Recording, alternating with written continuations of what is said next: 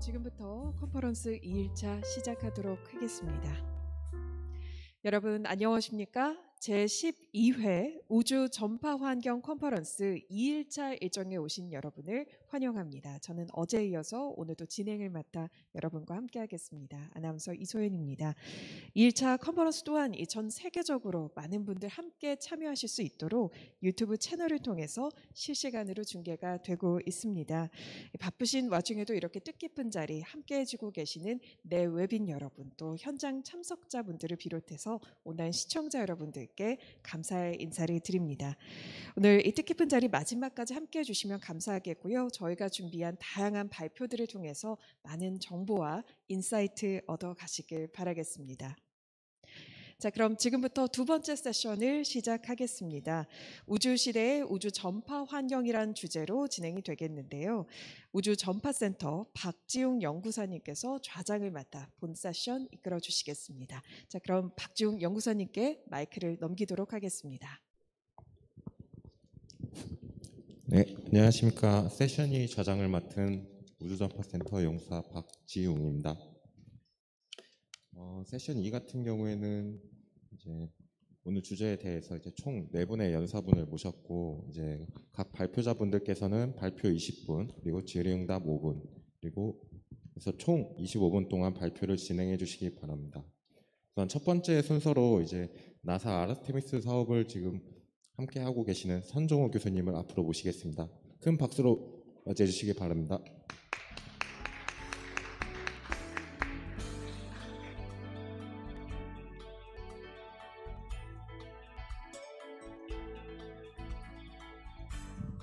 안녕하세요.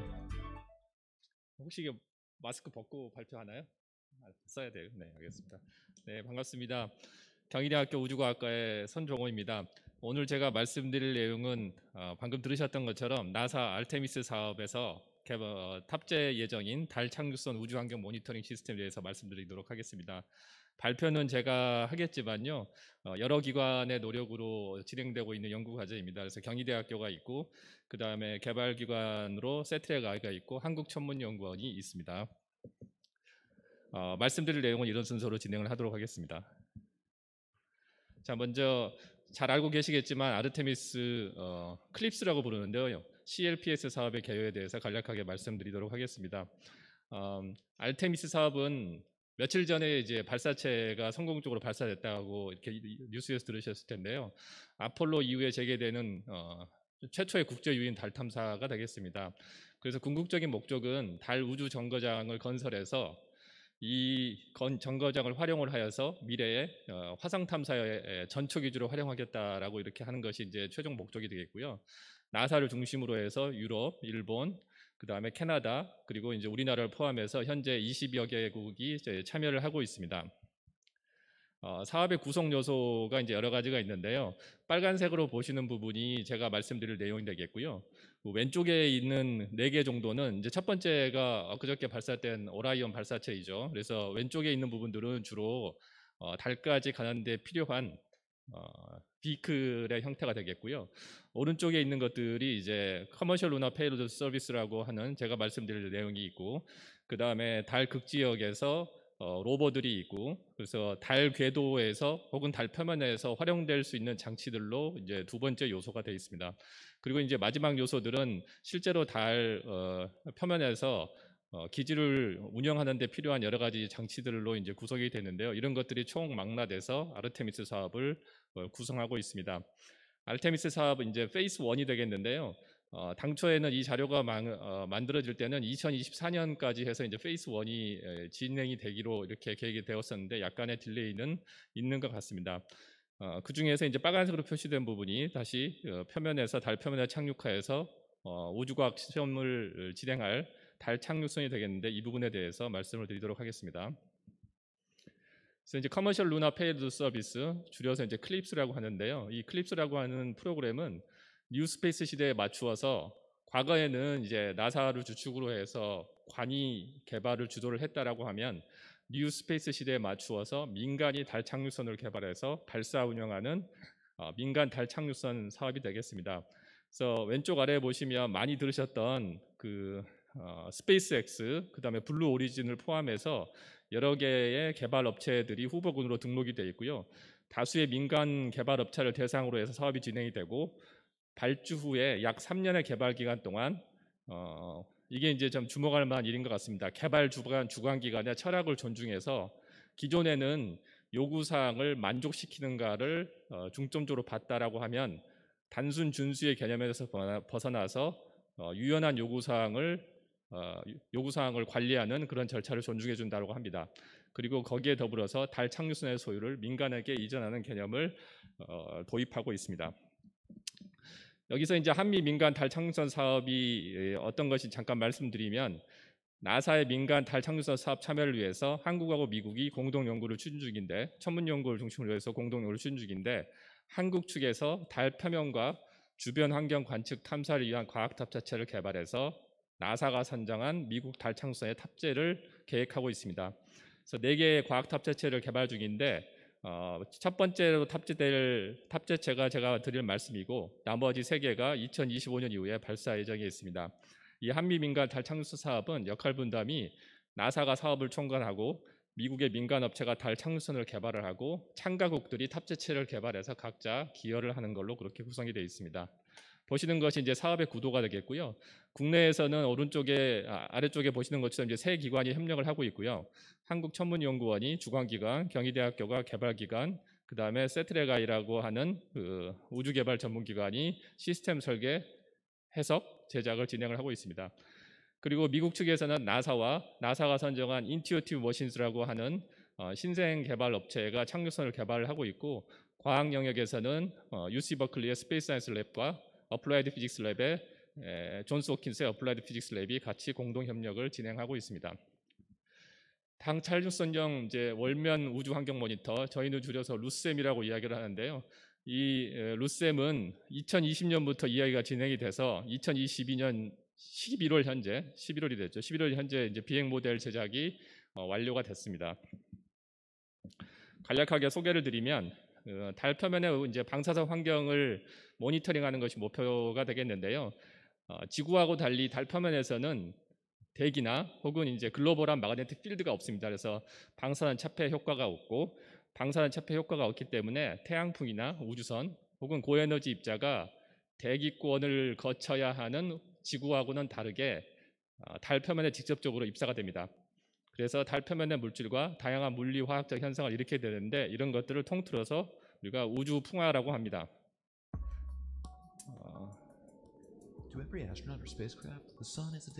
나사에서 제작한 홍보 자료인데요. 아르테미스 사업에 들어가는 클립스를 홍보를 하기 위해서 유튜브에 올려놓은 걸 잠깐 빌렸습니다. 그래서 잠깐만 보시면 어떤 내용들을 연구하는지 같이 확인하실 수 있을 것 같습니다.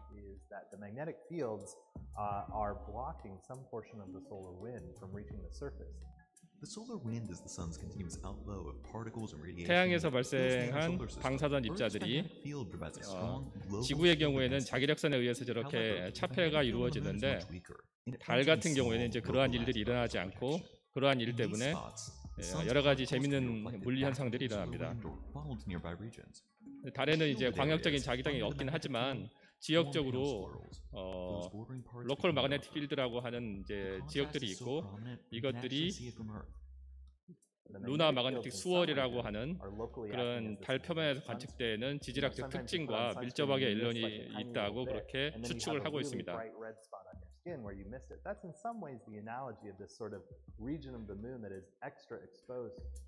그래서 과학자가 이야기를 하는 거는 우리가 선블락을 바르면 살이 하얗게 타지 않는 것처럼 저 자기장에 의해서 지역적인 자기장에 의해서 달 표면이 하얗게 보이는 것 같다라는 이야기를 방금 들으신 것 같습니다. 넘어가겠습니다. 그래서 이제 우주 풍화라고 하는 거는 우주 환경에 노출된 달 표면의 물질하고 그 다음에 우주 방사선이 물리적인 화학적인 영향을 하는 것을 이야기를 하는데 우주 풍화의 원인에 대해서는 여러 가지 이론들이 있습니다. 그래서 우주 풍화의 원인에 대해서는 결정적인 증거는 1970년대 근처에 진행됐던 아폴로에 의해서 채취된 표토층의 시료 분석에 의해서 주로 이루어졌고요. 몇 가지 가능성이 있습니다만 주로 이제 이야기하는 것은 달의 지역적인 자기장에 의해서 태양풍이 차폐되는 것 같다라고 하는 것이 주요 이론 중에 하나가 되겠습니다. 그리고 이 달 표면의 자기 이상점, 마그네틱 어너멀리라고 하는 혹은 루나 수월이라고 하는데요. 왼쪽 아래 보시는 것이 루나 수월의 대표적인 지역인 라이너 감마가 되겠고요. 저희 탑재체가 착륙할 지역도 왼쪽 아래 라이너 감마 지역이 되겠습니다. 왼쪽 아래 지역에서 이제 눈여겨 보셔야 될 것은 주변의 검은 물질, 이 현무암이라고 이렇게 밝혀졌는데 현무암과 달리 하얀색으로 보이는 지역들이 있죠. 이 하얀색으로 보이는 지역들이 과학적으로 특이점이 되겠고, 이 특이점이 왜 생겼는지를 이해하기 위해서 과학자들이 분석을 해본 결과 그 지역에는 아마도 지역적인 자기장이 강하게 존재를 하고 그 강한 자기장에 의해서 입사하는 태양풍이 차단된 것 같다라고 하는 것이 현재 주요 이론 중에 하나입니다. 그래서 이제 지역적 자기 특정을 연구하기 위해서 라이너 감마라고 하는 지역에 달 착륙선이 발사될 예정에 있습니다. 달과 관련해서 이제 말씀을 잠깐 드렸고요. 대기권이 없는 다른 태양계 천체들도 많이 있습니다. 우리 태양계 내에는 달 외에도 수성이라든지 그 다음에 이오, 유로파, 그 다음에 달 탐사 연구를 통해서 외부에 적용할 수 있는 많은 태양계 내 물체들이 있는데 가장 가까운 달의 탐사를 통해서 우리가 살고 있는 태양계의 여러 가지 자연 현상들을 이해할 수 있는데 그런 단초를 제공할 수 있을 걸로 그렇게 기대를 합니다. 제가 개발하고 있는 루셈은 이제 보시는 것처럼 구성이 되겠는데요. 크게 이제 두 가지 물리적인 파트로 구성이 되어 있습니다. 그래서 왼쪽에 있는 것이 디텍터가 되겠고요. 오른쪽에 있는 것이 전장부가 되겠습니다. 왼쪽에 있는 것이 이제 입사하는 고에너지 태양풍 입자 혹은 지구 자기 꼬리의 대전 입자를 측정하는 그런 역할을 하게 되고, 오른쪽에 있는 전장부가 이러한 자료들을 처리해서 인공위성의 착륙선에 전달해주는 그런 역할을 합니다. 보시는 것은 이제 루셈이라고 부르는 달 착륙선 실험 장치의 공학 인증 모델의 사진이 되겠는데요. 오른쪽 위에 있는 사진이 실제로 제작되어 있는 공학 인증 모델 센서 헤드가 되겠고요. 오른쪽에 있는 센서 헤드를 분해를 해보면 왼쪽 아래에 있는 그림처럼 디텍터들이 있고 이 디텍터들을 싸고 있는 구조물로 이렇게 되어 있습니다. 그리고 오른쪽 아래에서 보시는 것은 이제 노란색으로 이렇게 싸져 있죠. 이거는 달 표면에서 온도가 극심하게 바뀌는 것을 방지하기 위해서 멀티레이어 인슐레이터 MLI라고 부르는 블랑켓을 씌워놓은 것이 되겠습니다. 조금 기술적인 이야기이긴 합니다만 이제 루셈의 경우에는 솔리드 스테이트 디텍터라고 하는 일종의 PN 정션 다이오드를 사용을 하고 있고요. 이 PN 정션 다이오드 중에서 자기장과 그 다음에 포일을 사용을 해서 전자와 양성자를 구별을 합니다. 아래쪽에 보시는 그림이 이제 디텍터 스택에 대한 개괄적인 그림이 되겠고요. 왼쪽에 보시면 오사이드라고 불리는 영역에 강한 자기장을 걸어서 전자를 걸러내고 어느 정도까지 걸러낼 수 있냐면 대략 350케브 정도까지는 걸러낼 수 있습니다. 그래서 매그넷을 사용해서 자기장을 이용한 전자 필터링이 이루어지고요. 그 다음에 양성자의 경우에는 전자에 비해서 무게가 훨씬 무거워서 방막을 적용하게 되면 대부분 낮은 에너지의 양성자는 걸러낼 수 있습니다. 그래서 포일을 사용을 해서 마찬가지로 350케브 정도의 양성자는 걸러내고 전자를 측정하는 그런 원리를 적용하고 있습니다. 그림이 너무 작죠. 그래서 전체적인 블록브록 다이어그램을 보여드리고 있고요. 그 다음에 이제 전장품에 대해서 잠깐 말씀드리도록 하겠습니다. 이 전장품은 최종 조립된 상태는 오른쪽 위에 있는 것처럼 되어 있고요. 그 다음에 전장품도 마찬가지로 착륙선의 외부에 노출이 되어 있기 때문에 MLI를 적용을 해서 붉은색으로 보이고 있습니다. 왼쪽 아래 보시는 것이 루셈 전장부의 이제 시그널 프로세서에 해당되는 거가 되겠고요. 오른쪽 아래에 보시는 것이 MLI를 적용하기 전에 전장부의 모습이 되겠습니다. 루셈은 말씀드렸던 것처럼 공학 인증 모델을 통해서 환경 시험을 마친 상태가 있고요. 현재 플라이트 모델, 비행 모델의 최종 조립이 완성이 되고 있습니다. 루셈의 환경 시험은 작년 9월부터 시작해서 올해 5월까지 쭉 진행이 됐고요. 유닛 레벨 테스트부터 시작해서 열진공 시험, 그 다음에 진동 시험, 그 다음에 전자파 시험 등을 순차적으로 거쳐서 모든 내용들이 별 문제 없이 성공적으로 개발되었다고 하는 것을 증명을 하였습니다. 첫째로 진행된 유닛 레벨 테스트입니다. 경희대학교에서 진행이 됐고요. 이 테스트의 목적은 개발된 장치가 기능적으로 정상적으로 충분한 성능을 내고 있는지를 증명하기 위한 것이 되겠고요. 왼쪽 아래에 보시면 조립 전에 각각의 부품들을 사용을 해서 디텍터가 정상적으로 에너지를 충분히 잘 적용하고 있다고 하는 것을 증명을 하였습니다. 오른쪽에 보시는 것이 칼라로 되어 있는 그래프가 실제 측정한 데이터들이 되겠고요. 이온과 일렉트론들이 각각 50케브, 실제는 50케브보다 더 낮은 에너지에서 검출이 가능한데요. 당초 계획했었던 50케브부터 지정된 에너지까지 충분한 성능을 보이고 있음을 증명을 하였습니다. 보시는 것이 이제 실제 방사선을 사용을 해서 성능을 검증하기 위한 테스트가 되겠고요. 진공 챔버에 들어가서 여러 가지 방사선들을 사용을 해서 이 개발된 장치가 어느 정도까지의 성능을 일으킬 수 있는지, 데몬스트레이션 할 수 있는지 그것을 시험을 하였습니다. 그래서 사용된 소스는 아메리슘 241, 바륨 133, 세슘 137, 카본 14 이런 것들을 사용을 했고요. 전자와 감마 선원들을 각각 사용을 했습니다. 그리고 사용된 에너지 영역은 30케브부터 시작해서 656케브까지 그렇게 가능하였습니다. 보시는 것은 이제 캘리브레이션 커브가 되겠고요.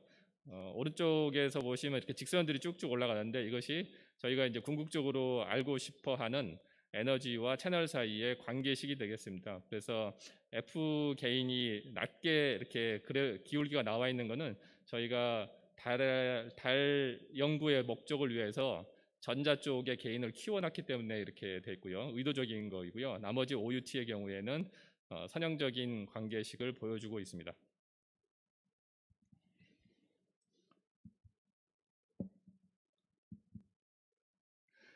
환경 시험도 성공적으로 잘 진행이 됐고요. 환경 시험은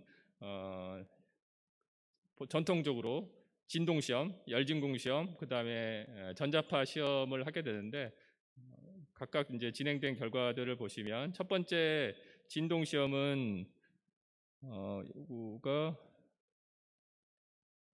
저기 사천에서 진행된 걸로 기억합니다. 사천에서 KTL이라고 하는 국가공인인증기관에서 진동 시험을 진행을 하였고 수행된 내용은 진동과 그 다음에 충격 시험이 되겠습니다. 그리고 더멀 백큐 테스트는 카이스트의 인공위성 센터에서 진행을 하였고요. 그 다음에 마지막으로 EMI, EMC 테스트라고 하는 것은 오송에 있는 K바이오라고 하는 인증기관에서 각각 진행을 하였습니다. 개발된 달 착륙선은 개발된 루셈 장치는 달 착륙선의 배치가 완료가 되어 있는 상태고요. 미국 측과 협의해서 배치가 이루어진 달 착륙선에 올라탄 루셈의 모습은 이제 오른쪽과 같습니다. 그래서 왼쪽 위에 있는 두 개의 그림이 각각 전장부와 센서 헤드의 모습이 되겠고요. 오른쪽에 보시는 그림은 달 착륙선에 배치를 했었을 때 센서 헤드의 시야각에 구조물들이 들어오지 않는다는 것을 확인하기 위해서 캐드를 이용해서 배치한 그림이 되겠습니다. 아래쪽에 있는 것들은 각각 서로 다른 방향에서 배치되어 있는 모습들이 되겠고요. 미국 측에서 선정된 인튜어티브 머신스라고 하는 회사에서 경희대 쪽에 넘겨준 자료가 되겠습니다. 착륙선에 배치되어 있는 루셈이 보실 수 있고요. 여기 보시면 지금 앞쪽으로 길게 나와 있는 거 옆에 조그맣게 보시면 루셈이라고 하는 장치가 맨 위에 올라타 있는 것을 확인하실 수가 있겠습니다. 마찬가지로 달 착륙선을 달에 보냈을 때 각각의 센서 헤드와 전장부가 달 착륙선에 어떻게 배치되어 있는가를 보여주는 그림이 되겠고요. 그래서 오른쪽 위에 태양 전지판 근처에 필드 뷰를 확보를 한 상태에서 센서 헤드가 위아래를 보고 있게 이렇게 배치가 되어 있고요. 그 바로 옆에 전장부가 착륙선의 맨 위쪽에 배치가 되어 있습니다. 루셈의 운영 시나리오도 미국 측과 정리가 됐고요. 나사하고 인튜어티브 머신스와 모두 동의한 내용입니다. 그래서 루셈의 운영은 이제 굉장히 간단하게 하자라고 하는 데 대해서 다들 동의를 했고 달에 가는 동안에 지구의 레디에이션 벨트를 통과할 가능성이 굉장히 크기 때문에 발사한 이후에 킬 수 있는 한도 내에서는 가장 멀리 켜달라. 그리고 키고 난 이후에는 계속해서 데이터를 샘플링하게 해달라라고 하는 요청사항을 미국 측에서 받아줬습니다. 그래서 저희 장치가 달에 가는 달 착륙선에서 가장 먼저 켜질 것이고, 그리고 임무가 끝나는 데까지 특별한 일이 없는 한은 그냥 계속해서 진행하는 걸로, 운영을 하는 걸로 그렇게 협의를 마쳤습니다. 대략 이제 향후 계획에 대해서 말씀드리면 제 발표가 끝날 것 같고요. 2022년 11월 달인 지금 루셈 비행 모델 제작하고 기능 시험이 진행되고 있습니다. 당초보다 조금 더 지연된 거는 지금쯤이면은 기능 시험도 끝났어야 되는데 디텍터가 생각보다 조금 늦게 들어오고 있기 때문에 디텍터를 기다리고 있고요. 그다음에 2024년 1쿼터나 2쿼터가 되면 비행 모델의 환경 시험이 완료될 것으로 이렇게 예상이 됩니다. 그래서 내년 중반쯤 되면 루셈의 비행 모델을 텍사스에 있는 미국의 인튜티브 머신스에 전달할 예정에 있고요. 그것을 전달받으면 약 1년 동안 인튜티브 머신스에서 전체 달 착륙선을 조립을 할 예정에 있고, 그리고 모든 것들이 다 성공적으로 진행된다고 한다고 하면 2024년 3쿼터에 2년이 채 안 남았습니다만 3쿼터쯤 되면 그러면 달 착륙선이 발사가 되고, 이 달 착륙선이 말씀 들으셨던 라이너 감마라고 하는 그 지역에 착륙하여서 귀중한 과학적 자료를 한국 측에 돌려줄 것으로 그렇게 예상을 합니다. 이상입니다. 감사합니다.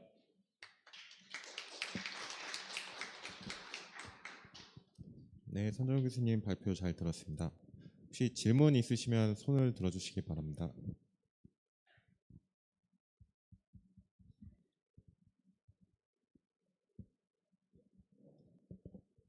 교수님, 제가 질문 하나 네, 드리고 하십시오. 싶은데요. 네. 네. 그 여태까지 이제 우주환경 관측 같은 경우에는 이제 뭐 라그랑주 포인트, 뭐 에런 지점이나 아니면 이제 뭐 정지궤도 위성 그렇죠. 그런 곳들에서 이제 다 관측을 했었는데, 혹시 이제 뭐 달에 착륙을 해서 이제 뭐 우주환경을 메인으로 이렇게 관측할 가능성이 있을까요, 혹시? 예전에 그 아폴로 같은 경우는 실제로 달을 이용해서 이제 우주 환경을 관측하는 관측소로 활용한 사례들이 있고요. 제가 그 자세히 말씀은 안 드렸지만 이제 달 표면에서 달과 관련된 사이언스를 주로 말씀을 드렸고, 그것이 이제 주요 목적이긴 하지만 달에 들어가게 되면 달이 이제 굉장히 큰 물체지 않습니까? 그래서 지구에 있는 대전 입자들을 쉐도잉 해주는 효과가 분명히 존재를 하거든요. 그래서 과거에 아폴로 11호, 그 다음에 아폴로 13호 이런 것들에서 우주환경 관측을 한 걸 보면 지구의 꼬리에서 달의 그림자에 들어갔었을 때 어떠한 현상들이 관측되는지, 그리고 그것들을 분석을 해서 우리가 우주환경과 관련해서 어떤 연결고리를 찾을 수 있을지 실제로 분석한 사례들이 꽤 있습니다. 그래서 여기 말씀드린 그 루셈 말고 어플라이드 피직스 랩에서 이제 더 낮은 에너지 영역, 그러니까 서로 상보적인 영역에 낮은 에너지 영역의 장치를 만들고 있고, 그다음 자력계를 같이 만들고 있습니다. 그래서 그 자료들과 연동해서 데이터 해석을 할 계획을 이미 가지고 있고요. 그러한 분석들을 통해서 말씀하신 것처럼 우주 환경과 관련된 중요한 관측도 가능할 것 같습니다. 네, 감사합니다, 교수님. 혹시 추가 질문 없으시면 이것으로 발표를 마치도록 하겠습니다. 큰 박수로 맞으시기 바랍니다. 네, 다음 발표는 이제 후속 기상위성 이제 GK5에 탑재될 우주환경 탑재체에 관련해서 이제 천문연구원 남우관 박사님을 모시겠습니다. 큰 박수로 맞이해 주시기 바랍니다. 네, 안녕하세요. 한국천문연구원 남우근입니다. 지금 현재 뭐 이해하시는 대로 그 후속 정지 기상위성 관련된 기획 연구가 진행되고 있는데요. 그 진행 내용 현황에 대해서 잠깐 소개 말씀드리고자 합니다. 이 발표 자료는 국가기상위성연구센터 김지영 연구관님과 함께 내용을 좀 정리했습니다. 예, 지금 이제 우리 기상청 우주 기상 관련된 업무 규정을 보면 기상위성 운영, 극항로 항공 기상, 전리권 기상 세 가지가 중요한 임무로 지금 되어 있고요. 그동안 이제 기상위성 운영 쪽에 많은 비중을 두고 있는 걸로 되어 있습니다. 그렇지만 이제 그 기상청 쪽에서는 그 정지 궤도 위성을 직접 운영하고 있기 때문에 그 우리 지금 관심 있는 우주 기상 관련된 다양한 탑재체를 실어서 그 우주 기상 예톡포 활용을 위한 그 우주 기상 데이터 생성해내고 이에 따른 이런 자료를 토대로 우주 기상 변화에 따른 국가 우주 자산 보호하는 걸 메인 임무로 이해를 하고 있습니다. 지금 이제 KSM1에 그 경희대 그 선정호 교수님께서 만드신 그 KSM 패키지가 지금 탑재되고 좀 운영되고 있는 상황인데 지금 KSM2 개발 필요성에 대해서 조금 정리를 했습니다.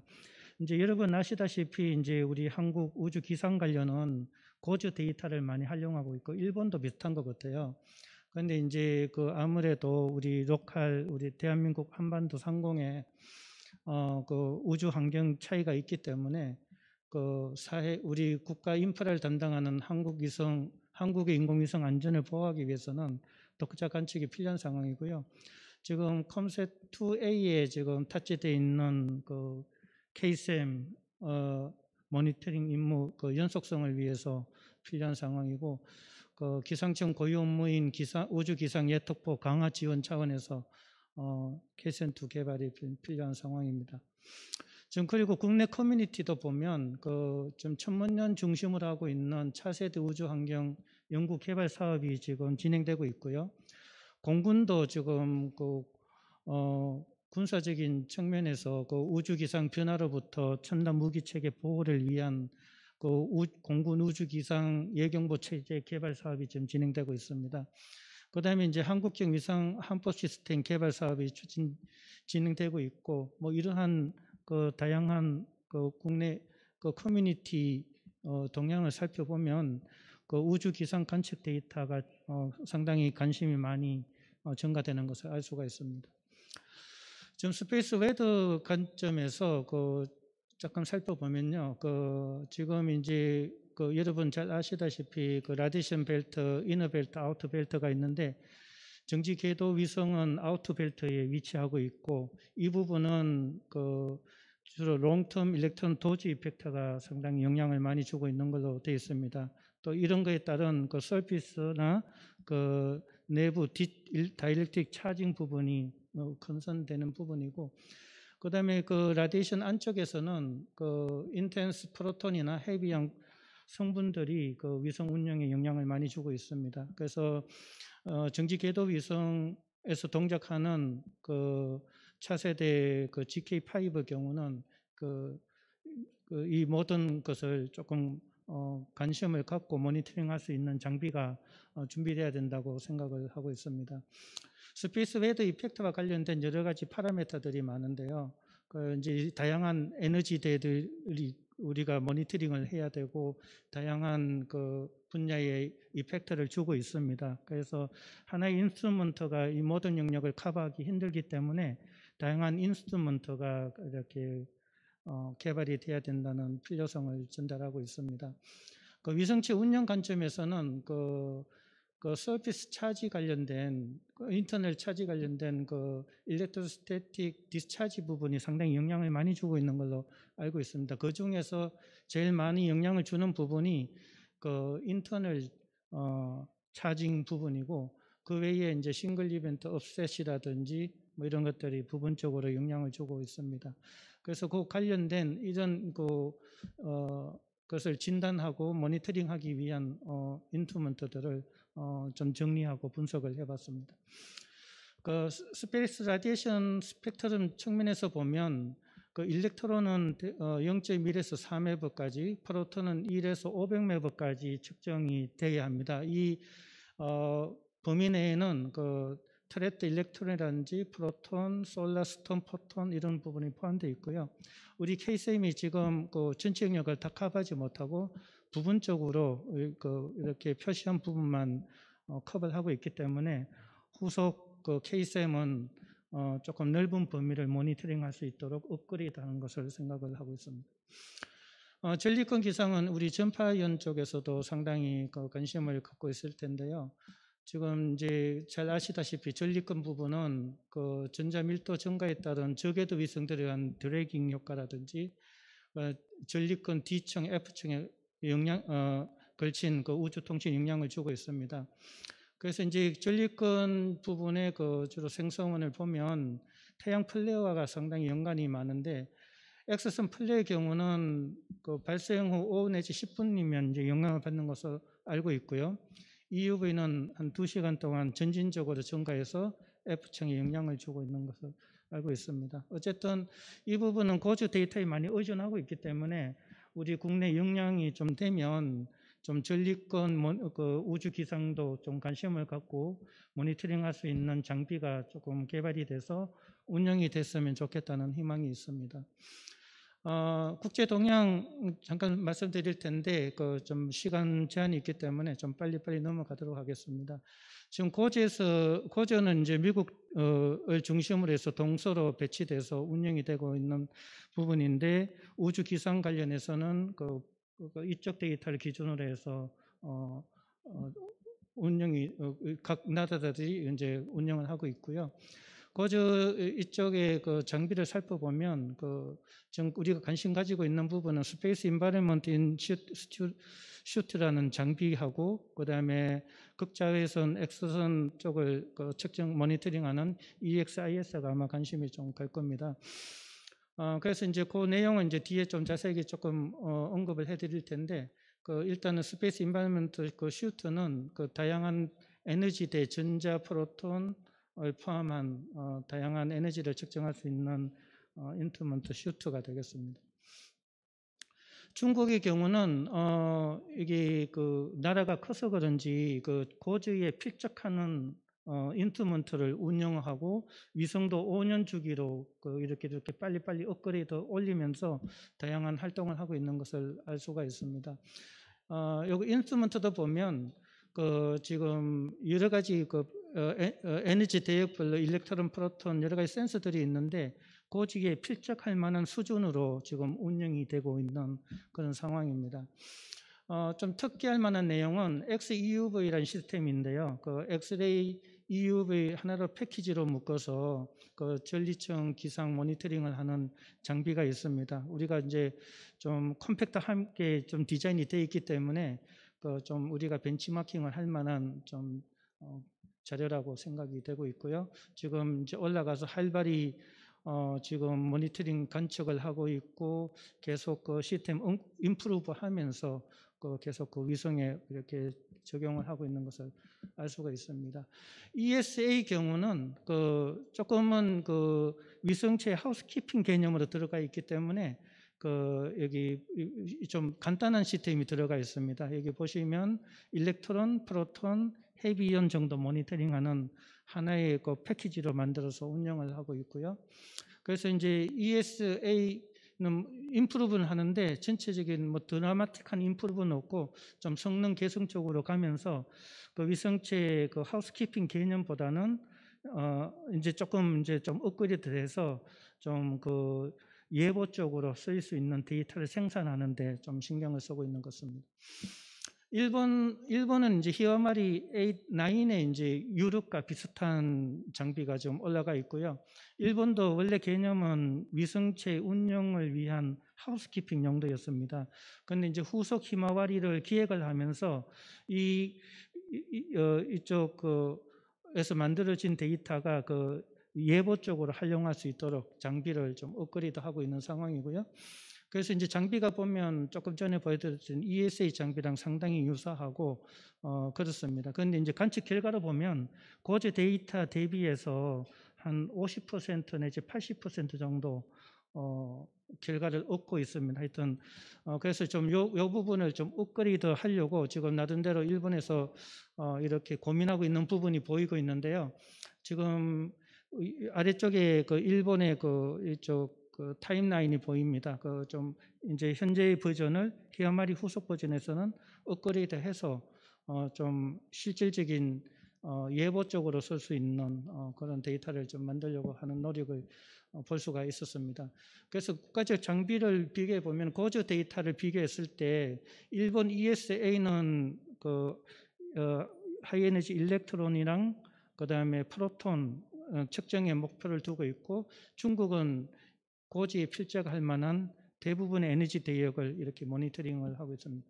참고로 우리 GK2A는 그 1세대 그 우주 환경 패키지인데 그 차징 모니터링이랑 그 일렉트론 그다음에 낮은 에너지 프로톤 영역 측정하는 그렇게 되게 있습니다. 그 센서 내용을 조금 짧지만 좀 설명드리려고 하는데요. 차징 모니터는 그 위성체에 그 대전되는 양을 모니터링하는 것으로서 지금 KCM에 지금 이게 인터널 차징 모니터링하는 장비가 들어가서 운영이 되고 있습니다. 그 일본의 경우는 그 한국을 벤치마킹을 했다고 하는데요. 이제 자기네들은 서피스와 그 인터널 둘 다 모니터링하는 시스템으로 업그레이드 하겠다 해서 좀 개념이 들어와 있습니다. 지금 고저 MPS 하이는 그 일렉트론 에너지 중에서 좀 높은 에너지 50K 3웨버까지 프로톤 일렉트론 측정하고요. 동시에 이제 낮은 80K에서 10웨버 정도 되는 양성전을 측정하고 있습니다. 그래서 이 데이터 양은 위성체 인터널 차징이랑 연관이 되어 있기 때문에 어떤 좀 중요한 에너지 대역인 것 같고, 일본의 경우는 그 설프 타입이란 알루미늄 플레이트를 이렇게 스택해서 사용하는 시스템을 사용했는데, 지금 여기 관측 결과를 보면 말씀드린 대로 고저 대비 한 80% 정도밖에 측정이 안 되기 때문에 이제 후속에는 업그레이드해서 제대로 된 데이터를 얻겠다 목표로 가고 있습니다. 그 양성자 센서는 그 1에서 500메버까지 측정을 하고 있는 상황이 고저는. 그래서 이걸 가지고 이제 우리 그 솔라 S 지수 이렇게 발표하는 기준이 된 채널입니다. 어쨌든 후속 KCM 또 그 좀 고저 이쪽을 에너지 대역은 이쪽을 커버할 수 있는 쪽으로 좀 할 수 있도록 좀 노력을 하고 있는 그런 상황이고요. 그 일본의 경우입니다. 일본 프로톤은 두 개의 실리콘 센서 콘시던스 로직을 이용해서 측정하고 있고요. 성능은 그렇게 좋지 않은 걸로 좀 그렇게 알고 있습니다. 그 외에 이제 도시메타가 지금 들어가 있고요. 도시메타는 그 위성체 부품의 수명하고 연관이 있는 내용입니다. 그다음에 헤비이온 센서는 지금 고저는 별도의 그 유니크하게 이렇게 장비를 만들어 들어가고 있는데, 지금 이쪽은 그 위성체 그 싱글 이벤트 업셋 부분에 연관이 많은 데이터를 생산해내고 있고요. 유럽은 이렇게 정밀하진 않지만 유럽이나 중국은 같은 목적으로 그 헤비이온 모니터링을 하고 있습니다. EUV 엑스레이 경우는 이제 고저 데이터가 기준이긴 한데요. 이제 이쪽은 그 솔라 판넬 요크 부분에 셋업을 해서 100% 듀티를 갖고 일단 관측을 하고 있습니다. 이제 이쪽은 이제 그 고저의 그 엑스레이 센서 구조를 보여주는데, 그 플레이 강도, 온도, 플레이 위치까지 측정할 수 있는 그런 장비가 되겠습니다. 중국의 경우는 아까 잠깐 말씀드렸는데, 그 하나의 광학계 안에 엑스레이와 EUV 동시에 관측할 수 있는 장비를 만들어서 지금 현재 운영을 하고 있는 상황이고요. 지금 이제 엑스레이 관련해서 최근의 동향을 보면 넥스트 제너레이션 엑스레이가 있습니다. 이제 고저 데이터의 경우는 15년 전에 만들어진 인스트루먼트를 그대로 활용하고 있고, 솔라 그 플레이어의 그 플렉스만 모니터링하고 있는데, 지금 넥스트 제너레이션은 그 대역의 소프트 엑스레이 영역의 에너지 스펙트럼까지 측정하고자 하는 목표를 갖고 있습니다. 그 대표적인 예가 이제 조금 이따 보여드릴 텐데, 찬드리안 그 인도에서 만든 그 달 궤도선에 들어간 장비가 있고, 그 나사나 유럽 쪽에서는 그 큐버책 가지고 이 퍼포먼스를 검증을 하고 있습니다.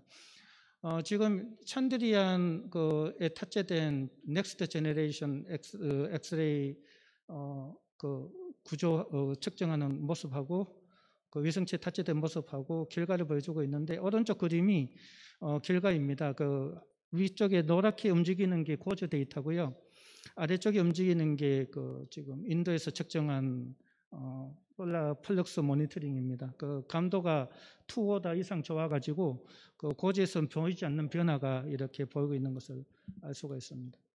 지금 국내 요 관련된 그 연구 동향 조금 소개해 드리려고 하는데요. 지금 이제 말씀드린 대로 KCM이 그 지금 GK2A에 실려가지고 지금 운영을 하고 있는 상황입니다. 이제 경희대에서 만들어서 현재 운영을 하고 있고요.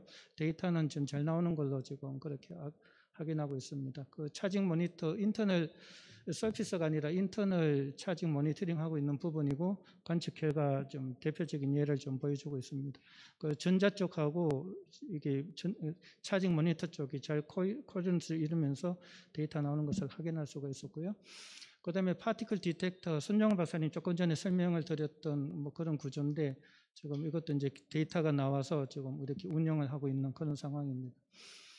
그다음에 이제 관련된 그 파티클 디텍터 쪽은 천문연에서 지금 스나이프 편대비행 그 세트를 만들어서 좀 아직 발사는 안 됐지만 발사 예정으로 돼 있는 그런 패키지가 있어서 관련된 기술들이 좀 축적이 돼 있는 상황이고, 요거는 이제 클립스에 천문연이 만들어서 달 표면에서 모니터링하는 장비인데, 이 부분이 지금 1에서 500m까지 프로톤 측정할 수 있는 그런 장비가 되겠습니다. 굉장히 컴팩트하게 지금 디자인이 된 상황이고, 여기서 그 도시메타랑 헤비 이온까지 측정할 수 있는 그런 디자인이 되겠습니다. 그다음에 이제 이거는 제가 지금 만들어서 내년에 이제 발사할 예정인데, 그 근지구 궤도에서 그 우주 방사선 환경을 모니터링하는 장비입니다. 그래서 요거는 우리 극항로 쪽 그 우주 방사선하고 연계되는 부분이기 때문에 우리 전파위원회에서도 좀 관심을 갖고 요 데이터 나중에 활용하는 측면에서 좀 관심을 갖고 같이 갔으면 좋겠습니다. 그 외에 이제 그 실리콘 센서가 그 프로톤, 일렉트론, 뭐 헤비이온 측정하는데 기본적인 그 센서가 되는데, 좀 국내에 요거 센서를 그 개발해서 그 스페이스 활용한 예가 있습니다. 그래서 요 헤리티를 적극 활용해 가지고 넥스트 KCM 2에는 요거 국내 자산을 가지고 그 구현을 하는 인스트루먼트를 구현하는 방향으로 지금 진행을 하고 있습니다. 그다음에 EUV 센서는 우리 엑스레이 센서와 더불어서 좀 우리 국내 그 사이언티스트 분들도 관심이 있고 우리 전파연 쪽에서도 관심이 있는 부분일 텐데, 어쨌든 정지 궤도 위성에 조금 이거를 좀 구체화해 보려고 좀 노력을 하고 있습니다. 그 엑스레이 경우는 이제 자주 듣는 얘기가 고지에서 생산하는 엑스레이 다 활용하면 되는데, 왜 굳이 또 국내 위성에서 엑스레이를 만들어서 데이터를 얻어야 되느냐는 뭐 이런 조금 그런 이슈들이 있는데, 좀 뭔가 차별화를 하려면 엑스레이하고 EUV를 같이 좀 모니터링을 하고, 아까 말씀드린 국내 커뮤니티 움직임이나 아니면 국내 수요는 그 EUV 쪽에 관심이 많이 있기 때문에 좀 이런 부분을 조금 어쨌든 기술을 구체화해서 좀 가면 좋겠다는 생각에서 좀 고민을 좀 하고 있습니다. 그런데 이제 우리가 XEUV 단점이라면 태양 지향을 해야 되기 때문에 그 관련된 짐벌 시스템이 별도로 이렇게 가야 된다는 부담이 있습니다. 여기 지금 이 자체 예산만 무게가 20kg고 그 예산만 40억 이상을 요구하고 있기 때문에 좀 이런 부분이 좀 우리 정지 궤도 위성에 싣는 것에 대한 좀 부담으로 작용은 하고 있습니다만, 어쨌든 국내에 좀 이런 기반 기술들은 지금 이미 좀 돼 있다는 걸 좀 말씀드리고 싶습니다. 그런데 어쨌거나 우리가 그 솔라 판넬의 요커를 사용하지 못하면 이렇게 한 시스템 가지고 그 우리 현업화할 수 있는 100%를 목표를 한다면 그거를 좀 만족시키기는 어렵습니다. 현재 그 시뮬레이션 상에서는 80%, 잘 배치하면 90%까지 갈 수 있는 그런 약점인데요.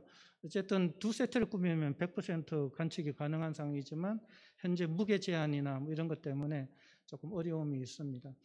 마그네토메터는 지금 GK에서는 그 ES에서 만든 그 마그네토메터를 그 인터페이스에서 싣는 걸로 지금 그렇게 되어 있습니다. GK2A도 그렇고 지금 GK5도 마찬가지인데, 단지 이제 국내에는 이렇게 여러 가지 프로젝트를 통해서 국내 개발이 지금 같이 병행되어 가고 있기 때문에 넥스트 제너레이션에서는 국산화된 마그네토메타가 좀 탑재되는 걸 희망을 해봅니다. 그 외에 이제 좀 중요한 기술인데요. 그 데이터를 모아서 지상으로 보내는 전자 유닛이 들어가게 되는데 이것도 이제 천문에서 갖고 있는 독자적인 기술 가지고 대응을 해 나가려고 생각하고 있습니다. 그래서 이제 지금까지 말씀드린 국내외 동향을 살펴보고 그다음에 이제 우리가 GK5에 들어갈 후보 인스트루먼트 리스트를 정리를 했습니다. 그래서 카테고리는 전에 5개가 뭐 했고요. 이제 카테고리 1은 이제 프로톤, 헤비온, 도시 메타 이런 부분 위성체 운용이 관련됐고 이 프로톤 쪽은 1에서 500메버까지 목표를 하고 있기 때문에 지금 고지에서 그 예보로 쓰이고 있는 그 데이터 양하고 똑같이 만들려고 합니다. 이제 그렇게 되면 이제 전파연 쪽도 데이터를 활용할 수 있을 거고, 그 우리 극항로 그 우주 기상 쪽 그쪽에 좀 응용이 될 수 있을 것 같습니다. 일렉트론은 이제 아까 살펴봤다시피 대부분 그 위성체 운영하고 관련된 데이터이고요.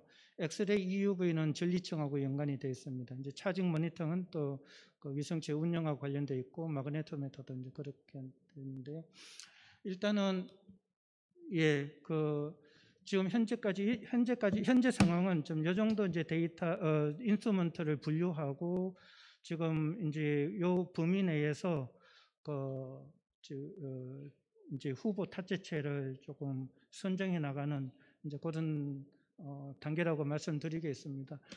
그래서 이제 그 필요성 부분은 제가 앞서 말씀을 이제 드린 부분이고 현재 논의 사항은 이제 탑재체 선정 부분에서 이제 프라이오리티는 대략 결정을 했습니다. 그래서 대략 그 8개 아까 인스트루먼트를 말씀드렸는데 그 중에 한 5위까지는 엑스레이까지는 우리 여기 참여하시는 그 위원들도 엑스레이도 좀 필요하다는 뭐 그런 인식은 같이 하고 있습니다. 단지 좀 중요한 거는 이제 그 위성체 탑재체 개발에 따른 그 예산이 좀 이슈가 돼 있고 그다음에 이제 전체를 묶어서 봤더니 무게가 조금 상당히 나갑니다. 그래서 좀 GK5를 만드는 그쪽 주최 측하고 일단 무게, 전력 이런 부분이 이제 트레이드 오프 되는 대상이 되는 상황이고요.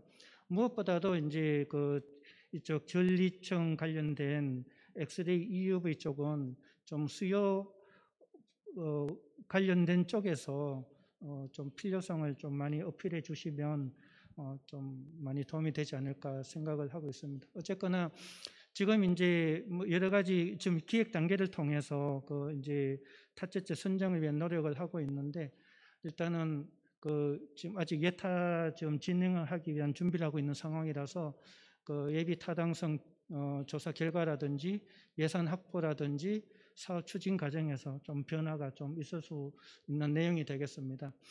그런데 이 기술들을 보면 우리 위성은 10년 주기로 진행하고 있기 때문에 그 10년 주기 관련된 기술을 유지 노력을 해야 되는 그런 부분이 있고 그렇다 보니까 이제 이 기술들을 좀 아직 구체화하기 위한 인프라가 조금 약한 상황이라서 인력이라든지 좀 테크놀로지 측면에서 좀 이런 부분을 활성해 나가고 즉 그런 부분이 좀 많이 필요할 것 같습니다. 그다음에 이제 우리 전체가 이쪽 커뮤니티 전체가 원하는 것은 좀 제대로 된 우리 탑재체가 잘 선정이 돼 가지고 우주 기상 센서 기술 및 데이터 생성 관련된 선진화를 이루어 가지고 이제 고지에 필적할 만한 데이터를 만들어서 좋은 연구 결과들을 같이 창출하는 데 노력을 했으면 하는 바람이 있습니다. 예, 여기까지 말씀드리겠습니다. 감사합니다.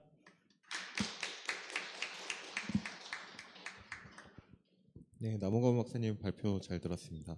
혹시 질문이 있으신 분은 손을 들어주시기 바라겠습니다.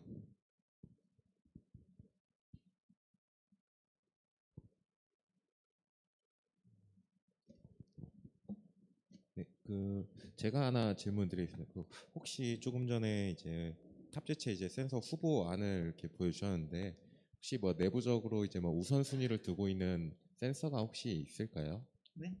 우선순위를 두고 이제 뭐 무조건 이거는 들어가야 한다, 탑재가 되어야 한다, 뭐 그런 부분들이 있을까요? 제가 귀가 잘 안 들려가지고 죄송합니다. 저기 후보 저 슬라이드 다음 넥스트 그 이전 슬라이드 예 지금 여기 후보 리스트고요. 예 여기에서 지금 질문하신 부분이 이제 요 8가지 센서 중에 지금 8가지 센서가 모두 다 들어간 탑재체를 탑재를 지금 할 계획이신 거죠? 예, 네. 그 질문이시죠. 그래서 결론 부분에 말씀드렸는데요. 지금 전체 다 수용하기에는 그 무게 전력 부분이 너무 조금 부담이 많이 되는 상황이에요. 그래서 이제 현재 이제 작년의 경우는 작년에 이제 예타 준비하면서 무게 40kg, 전력 40kg 이렇게 제한이 돼 있을 상황이라서요. 지금 이제 그래서 일단 전체를 한꺼번에 수용하기에는 조금 그런 전력이나 무게 때문에 좀 제한이 있습니다. 단지 이제 이 리스트는 우리가 우주 기상을 제대로 좀 수행하기 위해서는 그런 임무를 수행하기 위해서는 이런 정도의 리스트가 필요하다는 거고 여기에서 이제 프라이오리티를 결정해 가지고 지금 한꺼번에 가지는 못하지만 이번 GK5에는 예를 들면 그 선정된 것 중에서 몇 가지는 가고 그렇지 선정되지 않은 거는 좀 기술 개발을 더해서 넥스트 제너레이션 우리 위성체에다 싣는 거 그런 로드맵에 좀 활용할 수 있는 그런 표가 되겠고 뭐 결론적으로 말씀드리면 한꺼번에 다 가지는 못할 것 같습니다. 예. 현재는 그렇습니다. 네, 감사합니다. 다른 질문 있으신 분 손을 들어주시기 바라겠습니다.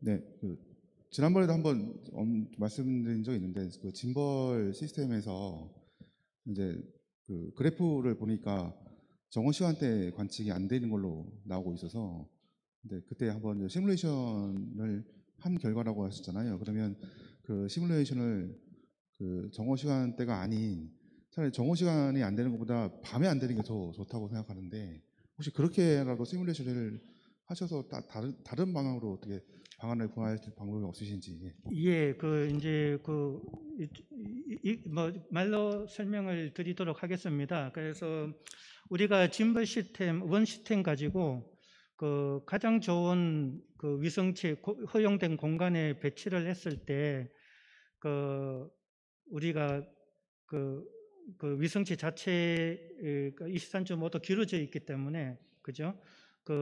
자체에 대한 차폐도 있고 그걸 피하려면은 가능한 위성체에서 높이 셋업을 해야 되고 그다음에 그런 상황을 하여튼 베스트 포지션에서 얻을 수 있는 게 뭐 하여튼 지난번에 한 80%였고요. 그런 시뮬레이션을 그냥 이렇게 진행하다 보니까 정오 12시 시점에 식이 되는 뭐 그런 게 있었습니다. 그래서 그거는 위성체 배치를 적절히 하면 해소할 수 있는 부분이고 단지 우리는 그냥 데모스트레이션 차원에서 이런 방향에서 이렇게 셋업하면 이 정도 듀티를 확보할 수 있습니다라고 보여준 그림입니다. 그래서 그 말씀 우려하시는 부분은 나중에 결정이 되고 우리가 로케이션 위성체 내에서 그 위치를 잡을 때 즉 잘 시뮬레이션 해가지고 우리 관측에 지장이 없도록 하면은 될 문제가 없습니다. 근데 이제 여전히 지금 우리가 전파위원 쪽에서 얘기하는 거니까 우리가 고저 대비 100% 목표를 하면 위성체 탑재가 진짜 어렵습니다. 단지 그래도 한 50%나 뭐 이렇게 해도 좀 의미 있는 관측이 그래도 결과가 나온다면 그렇다면은 우리 탑재체에 대한 요구 조건이 상당히 느슨해지기 때문에 좀 그런 방향도 갈 수 있을 것 같아요. 그래서 중국의 경우 보면 필드 오비가 40도 정도 되거든요. 그래서 이렇게 되면 혹시 짐벌 체계가 없어도 갈 수 있는 방향이 아닌가. 근데 그거는 조금 더 분석해 봐야 될 것 같고요. 이제 여기서 중요한 건 인스트루먼트 현재 뭐 결정되지 않았으니까 논의하는 거는 조금 그렇긴 하지만 무엇보다도 우리 전리권 우주 기상을 위해서 국내 그 수요자 쪽에서 많이 좀 어필해 주시고 좀 그런 니즈를 창출해 주셔야 이런 인스트루먼트 선정에 좀 도움이 될 것 같습니다. 그래서 같이 노력을 해서 그 필요성, 당위성을 같이 좀 해결해 나가는데 좀 같이 좀 관심을 갖고 같이 갔으면 좋겠습니다. 어쨌든 우리 커뮤니티 내에서는 좀 그런 부분을 많이 좀 어필하고 있는데 이제 결론적으로는 그 무게 예산 이제 뭐 이런 게 늘 제한이 걸리니까 그런 점이 조금 아쉽긴 하지요. 한 가지 더 좀 말 나온 김에 전달을 좀 말씀을 드리고 싶은 거는 꼭 정지 궤도 위성이 아니더라도 그 기술 검증이나 좀 프리리미너리 데이터를 확보하기 위해서 국내의 큐브셋이나 그 조금 더 무게 나가는 그런 위성체 그 프로그램이 있으니까 같이 관심이 있으면 인스트루먼트 좀 수요 제기하면서 좀 그런 기술 개발을 좀 선행적으로 같이 가는 거에 대해서 좀 전파인이랑 같이 노력을 해보면 어떨까 하는 그런 생각도 있습니다. 그러면은 넥스트는 아니더라도 넥스트는 우리 전리청 기상 쪽 정지 궤도 위성 뭔가 기회가 또 올 거라고 생각을 하고 있습니다. 네, 시간이 많이 지연이 돼서요. 우선 발표 감사드립니다. 큰 박수 부탁드리겠습니다. 네, 감사합니다. 네, 이어서 이제 경희대학교 이동훈 교수님께서 이제 신우주시대 우주전파 환경에 대해 발표해 주시겠습니다. 큰 박수 부탁드리겠습니다.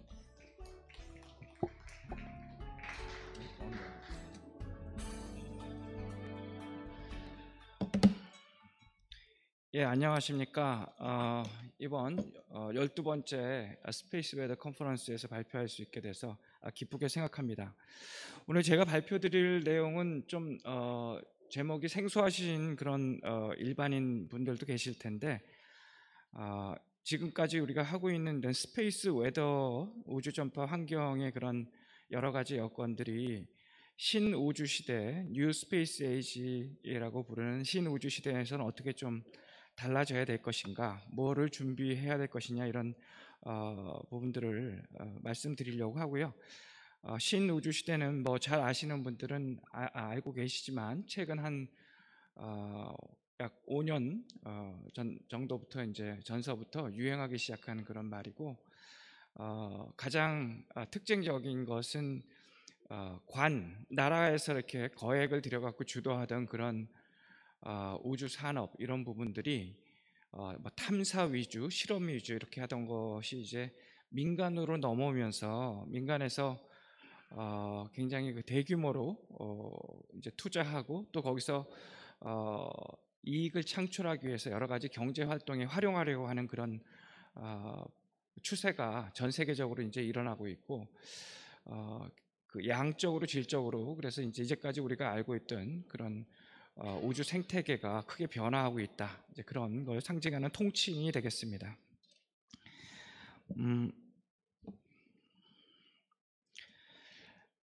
그런 가장 대표적인 예 중에 하나가 뉴스페이스 에이지의 가장 대표적인 예가 여기 이제 제목은 뭐 하이퍼 커넥티비티 인 스페이스, 초연결 사회, 뭐 이런 부분들을 강조를 해놨는데요. 이거는 이제 최근에 또 우리 IT가 굉장히 많이 발전하면서 뭐 4차 산업혁명, AI와 뭐 빅데이터를 활용해 가지고 또 4차 산업혁명들을 얘기하고 있는데, 거기에 한 특징 중에 하나가 모든 이런 우리 일상생활에서 그 모바일 그리고 우주에까지 전체가 다 이제 굉장히 고속으로 연결돼서 서로 그 반응할 수 있고 작동시킬 수 있는 그런 관계에 있다. 이제 그런 초연결성이 이제 4차 산업혁명의 가장 특징 중에 하나인데, 그런 특징을 우주에서 보면 어떤 변화가 일어나고 있는지 살펴볼 필요가 있겠습니다. 요새 언론에 하도 많이 나오기 때문에 그 일론 머스크라는 그런 분이 이끄시고 계시는 이제 스페이스 X, 그 전에는 뭐 전기 자동차 갖고 이렇게 하고 그랬었는데 지금은 우주 쪽에 관련돼서 더 자주 이렇게 등장하는 것 같습니다. 그 스페이스 X사에서 하고 있는 것 중에서 크게 뉴스에 나오는 것이 크게 두 가지인데, 하나는 아주 그 발사체, 큰 그런 대용량의 발사체를 뭐 몇십 분의 1의 가격에 기존에 올렸던 비용의 몇십 분의 1로 해가지고 자주 발사해가지고 활용하고 있다, 그런 소식. 그리고 정부에서 하는 그런 큰 프로그램도 이제 이런 민간에서 하는 회사들의 발사체들을 자주 이용하고 있다, 이런 소식들이 들리고 있고, 또 한 가지는 이제 스타링크라고 부르는 이런 굉장히 많은 수의 위성을 하늘로 막 쏘아 올리고 있는데 가장 그런 선두주자 역할을 하고 있다라고 할 수가 있겠습니다. 이 위성들을 여기 뭐 배경에 되는 그림들을 보면은 뭐 수많은 이렇게 점들과 선들이 이렇게 연결되어 있는데, 이제 이런 것들을, 그 점들을 위성으로 생각하면 되겠습니다. 지구에서 이 고도가 그렇게 높지 않은 그런 이제 LEO라고 Low Earth Orbit, 저궤도 이제 고도가 되겠습니다. LEO라고 그냥 통칭을 하면, 그 LEO의 지역에 굉장히 많은 위성을 올려가지고 여기서 이제 통신 서비스를 해서 우리 새로운 그런 경제 활동에다가 쓰겠다라고 하는 건데, 그 전에도 위성 통신은 다 있었죠. 우리가 뭐 오랜 몇십 년 이상 잘 활용하고 있고, 뭐 스포츠 경기나 이런 것 잘 보고 있었습니다. 근데 이제 그 위성 중계들은 이렇게 LEO 저궤도에 있는 그런 위성들이 아니라 정지궤도, 여긴 높이가 이제 뭐 몇백 킬로미터 정도라고 한다면, 1000킬로미터보다 작은 그런 정도라고 그러면, 정지궤도는 뭐 4만 킬로미터 정도 떨어져 있으니까 아주 멀리 있는 그런 위성이고, 시간도 오래 걸리고, 이제 그런 거를 안 하고 이렇게 저궤도 위성들을 가지고 쓰겠다, 통신에 쓰겠다. 요새 통신이라면 직접 뭐 이렇게 전화하는 그런 것도 있겠지만, 인터넷, 우주 인터넷이 되겠죠. 그래서 우주 인터넷에 쓰겠다고 하는 이런 거에 이런 추세가 지금 급증하고 있습니다. 스타링크뿐만 아니라 아마존에서 하고 있는 카이퍼 프로젝트, 그리고 이제 원앱이라고 이미 지금 시작돼 가지고 활용하고 있는 그런 위성망들이 있는데, 이런 대표적인 위성망 말고도 다른 종류의 위성망, 굉장히 많은 위성들을 그 네트워킹해서 활용하는 그런 것들이 굉장히 많이 지금 진행하고 있습니다. 최근 뭐 5년, 10년 사이에 다 그렇게 하고 있기 때문에 굉장히 급격한 그런 변화라고 할 수가 있고요. 중국 같은 데서도 따로 별도로 하고 있습니다. 그 위성수가 많아진다 그러니까 우리가 감이 잘 안 잡히는데, 좀 감을 잡기 위해서 어느 정도를 얘기하느냐 한번 따져볼 필요가 있는데요. 여기 이제 오른쪽 위에 보시면 2022년 금년 봄 기준으로 그 하늘에 있는 위성, 이제 떠 있는 위성인데, 이 중에서 죽은 위성 말고 실제 그렇게 작동하고 있는 살아있는 위성 수가 약 이제 5,400개가 넘는다. 그중에서 뭐 국가별로는 미국이 제일 많이 갖고 있고, 근데 여기서 그 오른쪽에 보시면 궤도를 보실 필요가 있는데, 궤도가 LEO라는 건 이제 Low Earth Orbit, 아까처럼 지구에 굉장히 고도가 낮아 갖고 있는 거고, GEO는 Geostationary, 그러니까 정지궤도 4만 킬로미터 떨어진 그런 그 뭐 에미어는 중간에 있는 다른 그런 것들이고, 숫자도 무시할 만하죠. 이 LEO의 숫자가 4,700기로 압도적으로 많습니다. 이게 85%가 넘습니다. 전체 위성에. 이 추세가 굉장히 최근의 추세고요. 한 30년 전, 20년 전, 뭐 이렇게 오래 전에 통계 자료를 보면 위성이 20년 전에 한 1000기 정도밖에 안 됐습니다. 살아있는 위성이 1000기 정도 됐었는데, 정지 궤도에 있는 게 약 400 몇십 기, 그리고 LEO에 있는 게 뭐 한 500기. 그래서 거의 뭐 반반으로 해서 정지 궤도에 있는 위성수랑 이 저궤도 LEO에 있는 위성수랑 비슷했었어요, 20년 전에. 근데 지금 GEO는 뭐 거의 자리가 없죠. 400 몇십 개 지금 500개니까 한 100개 정도 더 늘었고, 반면에 그 고도가 낮은 에리오 지역에 있는 위성수는 거의 10배가 증가했습니다. 뭐 여러분들 그런 기사들을 보신 적이 있겠지만, 정지궤도에서 우리나라에 뭐 쓸 수 있는 위성 자리가 몇 개가 있는데 뺏겼다, 이거 차지해야 된다, 뭐 그런, 왜냐하면 한 선을, 이렇게 적도에 한 선을 그어가지고 그 원주에 있는 위성을 사용을 해야 되기 때문에 자리가 굉장히 제한돼 있어서 몇십 년이 아무리 지나더라도 이 지유에 있는 건, 정지궤도에 있는 거는 위성수가 폭증할 수가 없습니다. 그래서 지금 여전히 400에서 500으로 이렇게 왔다 갔다 하고 있는 거고요. 반면에 저궤도에 있는 위성은 이렇게 막 10배씩 늘어나고 있죠. 위성이 아까 그 표에 보셨지만 지금 계속 발사하고 있기 때문에 몇 년 안에 한 10년 안에 12,000개 정도, 다른 회사까지 합치면 뭐 거의 몇만 개 위성이 이제 올라갈 예정인데요. 이제 이 위성수를 비행기 숫자랑 비교를 해보면, 최근에는 우리가 지난 몇 년 동안 코로나 우리 그런 19 사태로 해가지고, 코비드 19 사태로 해서 굉장히 그 해외 여행도 줄고 뭐 이런 관광이나 이런 비즈니스가 많이 줄었기 때문에, 비행기 수가 대폭 줄었기 때문에 지금 뭐 회복은 하고 있지만 이걸 비교하면 안 되고, 2019년 그러니까 코로나 발생 전에 거랑 비교를 해보면 비행기가 전 세계적으로 in a day, 하루에 그 몇 개 플라이트가 있었냐 그러면 대강 하루에 약 18만 편이, 항공편이 평균적으로 있었습니다. 물론 이건 뭐 날 따라 틀리고 계절 따라 틀리고 다 조금씩 틀리지만 평균으로 그렇다는 얘기입니다. 하루에 18만 편이 전 세계에서 항공편이 있는데, 그 중에서 우리 위성은 항상 떠 있죠. 이게 뭐 내려왔다 올라갔다 내려갔다 올라갔다는 게 아니라 항상 하늘을 날고 있기 때문에, 그런 하늘을 날고 있는 비행기가 몇 개나 되나 이렇게 보면, 그러니까 미드 플라이트, 보통 평상시에 미드 플라이트 인 에어죠. 하늘에 떠 있는 비행 도중인 그런 항공기를 보면 약 8,000대에서 2만 대 정도 된다고 합니다. 8,000대에서 2만 대. 그러니까 뭐 전 세계적으로 보면 밤일 때는 좀 아마도 적을 거고, 낮일 때는 더 많을 거고, 그리고 뭐 장거리를 하고 있으면은 밤낮 새도 다 있겠지만은 짧은 거리의 항공편은 그럴 겁니다. 근데 이제 저희가 살펴본 바에 의하면 위성수가 10,000기, 뭐 50,000기 이렇게 올라간다 그러면, 이거는 그 지금 당장 이렇게 하늘에 떠 있는 비행기 숫자보다 더 많아진다는 얘기가 됩니다.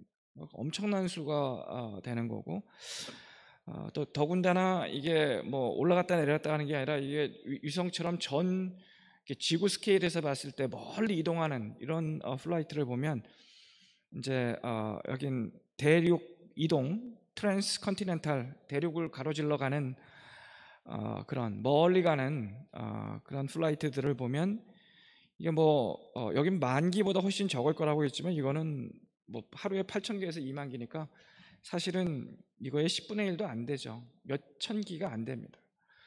국내선이 대부분이지 뭐 이렇게 멀리 가는 것들이 얼마 안 돼요. 그래서 사실상 굉장히 장거리로 해서 가는 비행편보다는 이 위성수가 훨씬 더 많아진다는 얘기입니다. 이런 그 에리오 지역에 있는 그 위성들, 다수 위성 망, Satellite Constellation, 위성 뭐 군, 위성망, 이렇게 저는 이제 위성망이라고 부르겠습니다.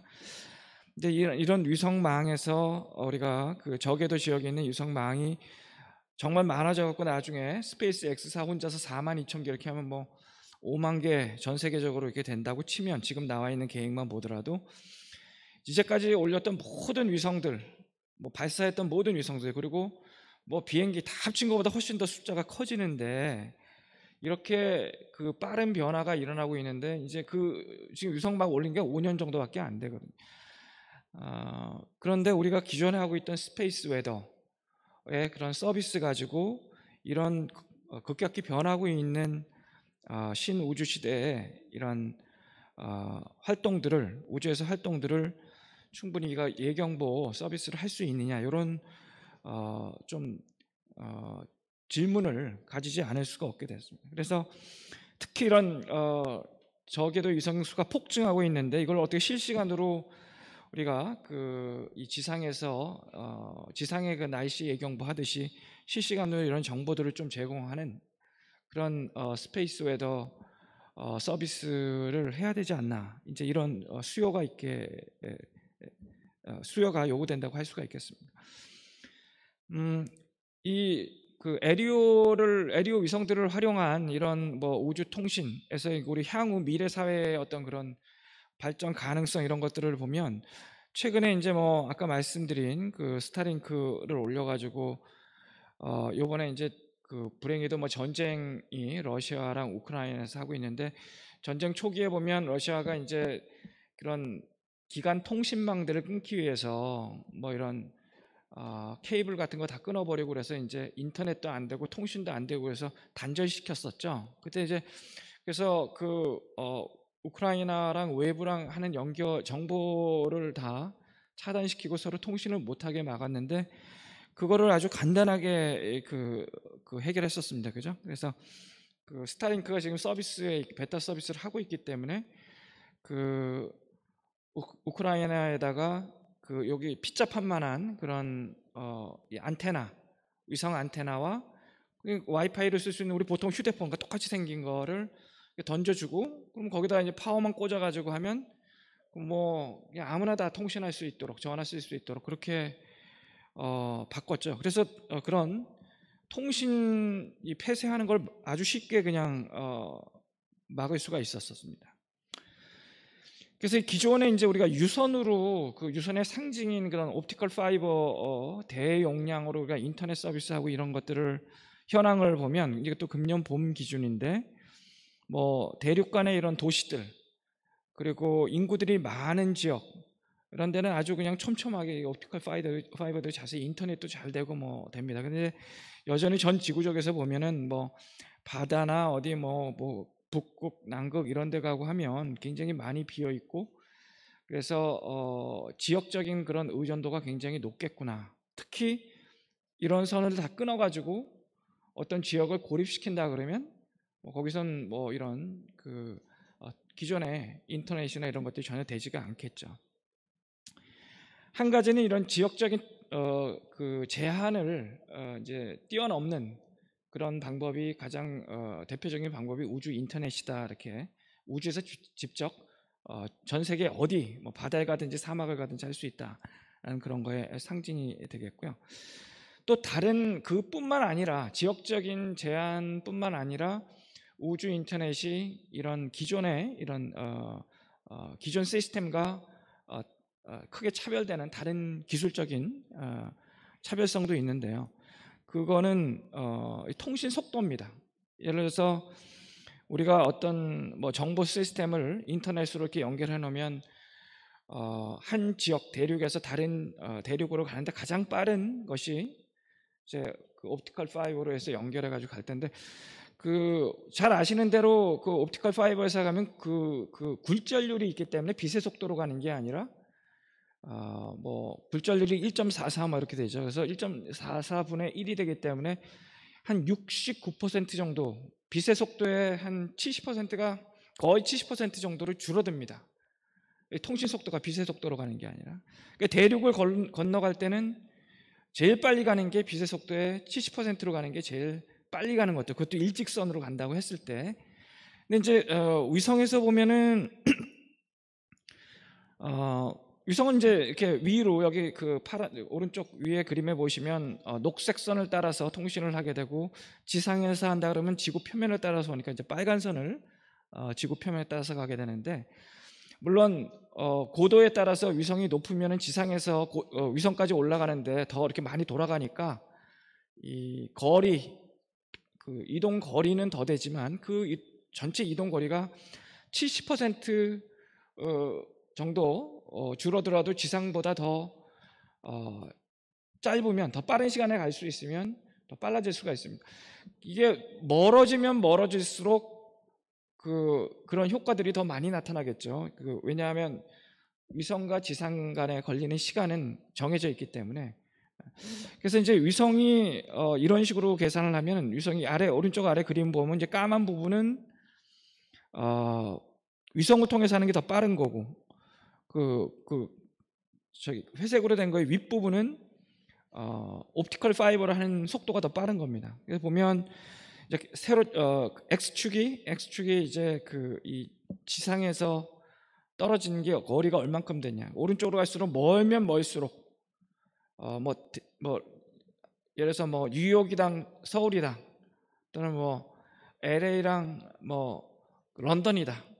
그렇게 해서 점점 멀어지면은 위성을 통한 속도가 더 빨라지는 겁니다. 더 멀리 있기 때문에. 이 고도가 2,000km가 넘어버리면, 위성의 고도가 2,000km가 넘어버리면 어떻게 해서도 하는 것보다 지상에서 하는 게 더 빠릅니다. 왜냐하면 올라가고 하는데 시간이 다 걸려버리기 때문에. 그래서 정지궤도는 당연히 몇 초씩 그렇게 잡아먹고, 고도가 2,000km 이상 LEO를 넘는 그런 위성이 돼버리면 시간적으로 더 빨리 통신할 수 있는 방법이 없는 거죠.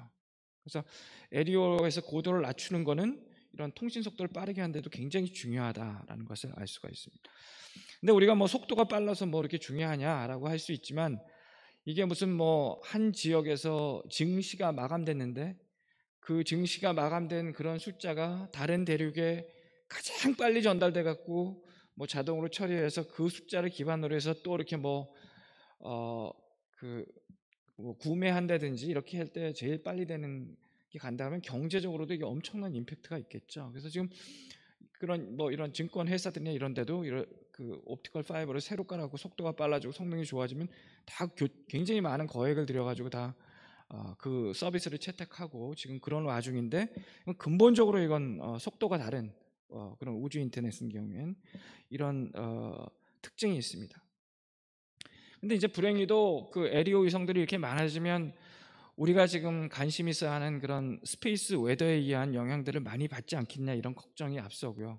물론 지금까지는 그렇게 많은 수의 위성이 올라가 있지 않았기 때문에, 그리고 우주 탐사 위성이나 이런데 신호가 잠깐 안 들어와도 되잖아요. 그거 몇 초 있다 다 받으면 크게 지장이 없는데, 그게 이제 실시간 그 경제 활동에 활용되고 있거나 그러면 조금이라도 장애가 생겨도 큰 문제가 생기겠죠. 그래서 그런 측면에서 보면은 우리가 스페이스 웨더의 효과를 이제 더 이상 간과할 수 없다라는 것을 느낄 수가 있습니다. 금년 2월달에 이제 스타링크가 위성을 계속 올리고 있는데, 이게 49개짜리를 올다가 이제 40개를 분실했습니다. 올라가다가 이제 스페이스 웨더에 그런 영향을 받아가지고 궤도에 미처 오르지 못하고 이제 그런 더 고도가 낮게 됐기 때문에 다 잃어버리고, 스페이스 웨더의 직접 이런 장애 현상을 우리가 목격하고 있습니다. 우리 이미 2003년에 이런 여러 가지 장애 현상을 이미 확인한 적이 있고, 그래서 전 세계적으로도 보고가 잘 됐었고, 어저께도 전리권 부분 또 지자기 부분에 어떤 것들이 나타났나, 이런 그런 사례들을 구체적으로 들을 수 있었었는데요. 위성만 보면 2003년에 위성이 어떤 장애 현상을 겪었나 이렇게 보면, 사실은 통신회사나 이런 위성들 회사에서는 문제가 생겨도 그거를 공개를 안 합니다. 왜냐하면 공개를 안 해야지 좀 이렇게 안정성도, 고객 확보에도 좋고, 우리 이거 문제 생겼다 그러고 그때마다 보고를 하면은 보험료도 올라갈 거고, 또 그런 신용 면에서도 굉장히 떨어지기 때문에 그런 걸 다 공개 안 합니다. 사실은 쉬쉬하면서 이제 얘기를 안 하게 돼 있는데, 이거는 이제 NAS 미국 학술원에서 보고서에 나온 자료인데요.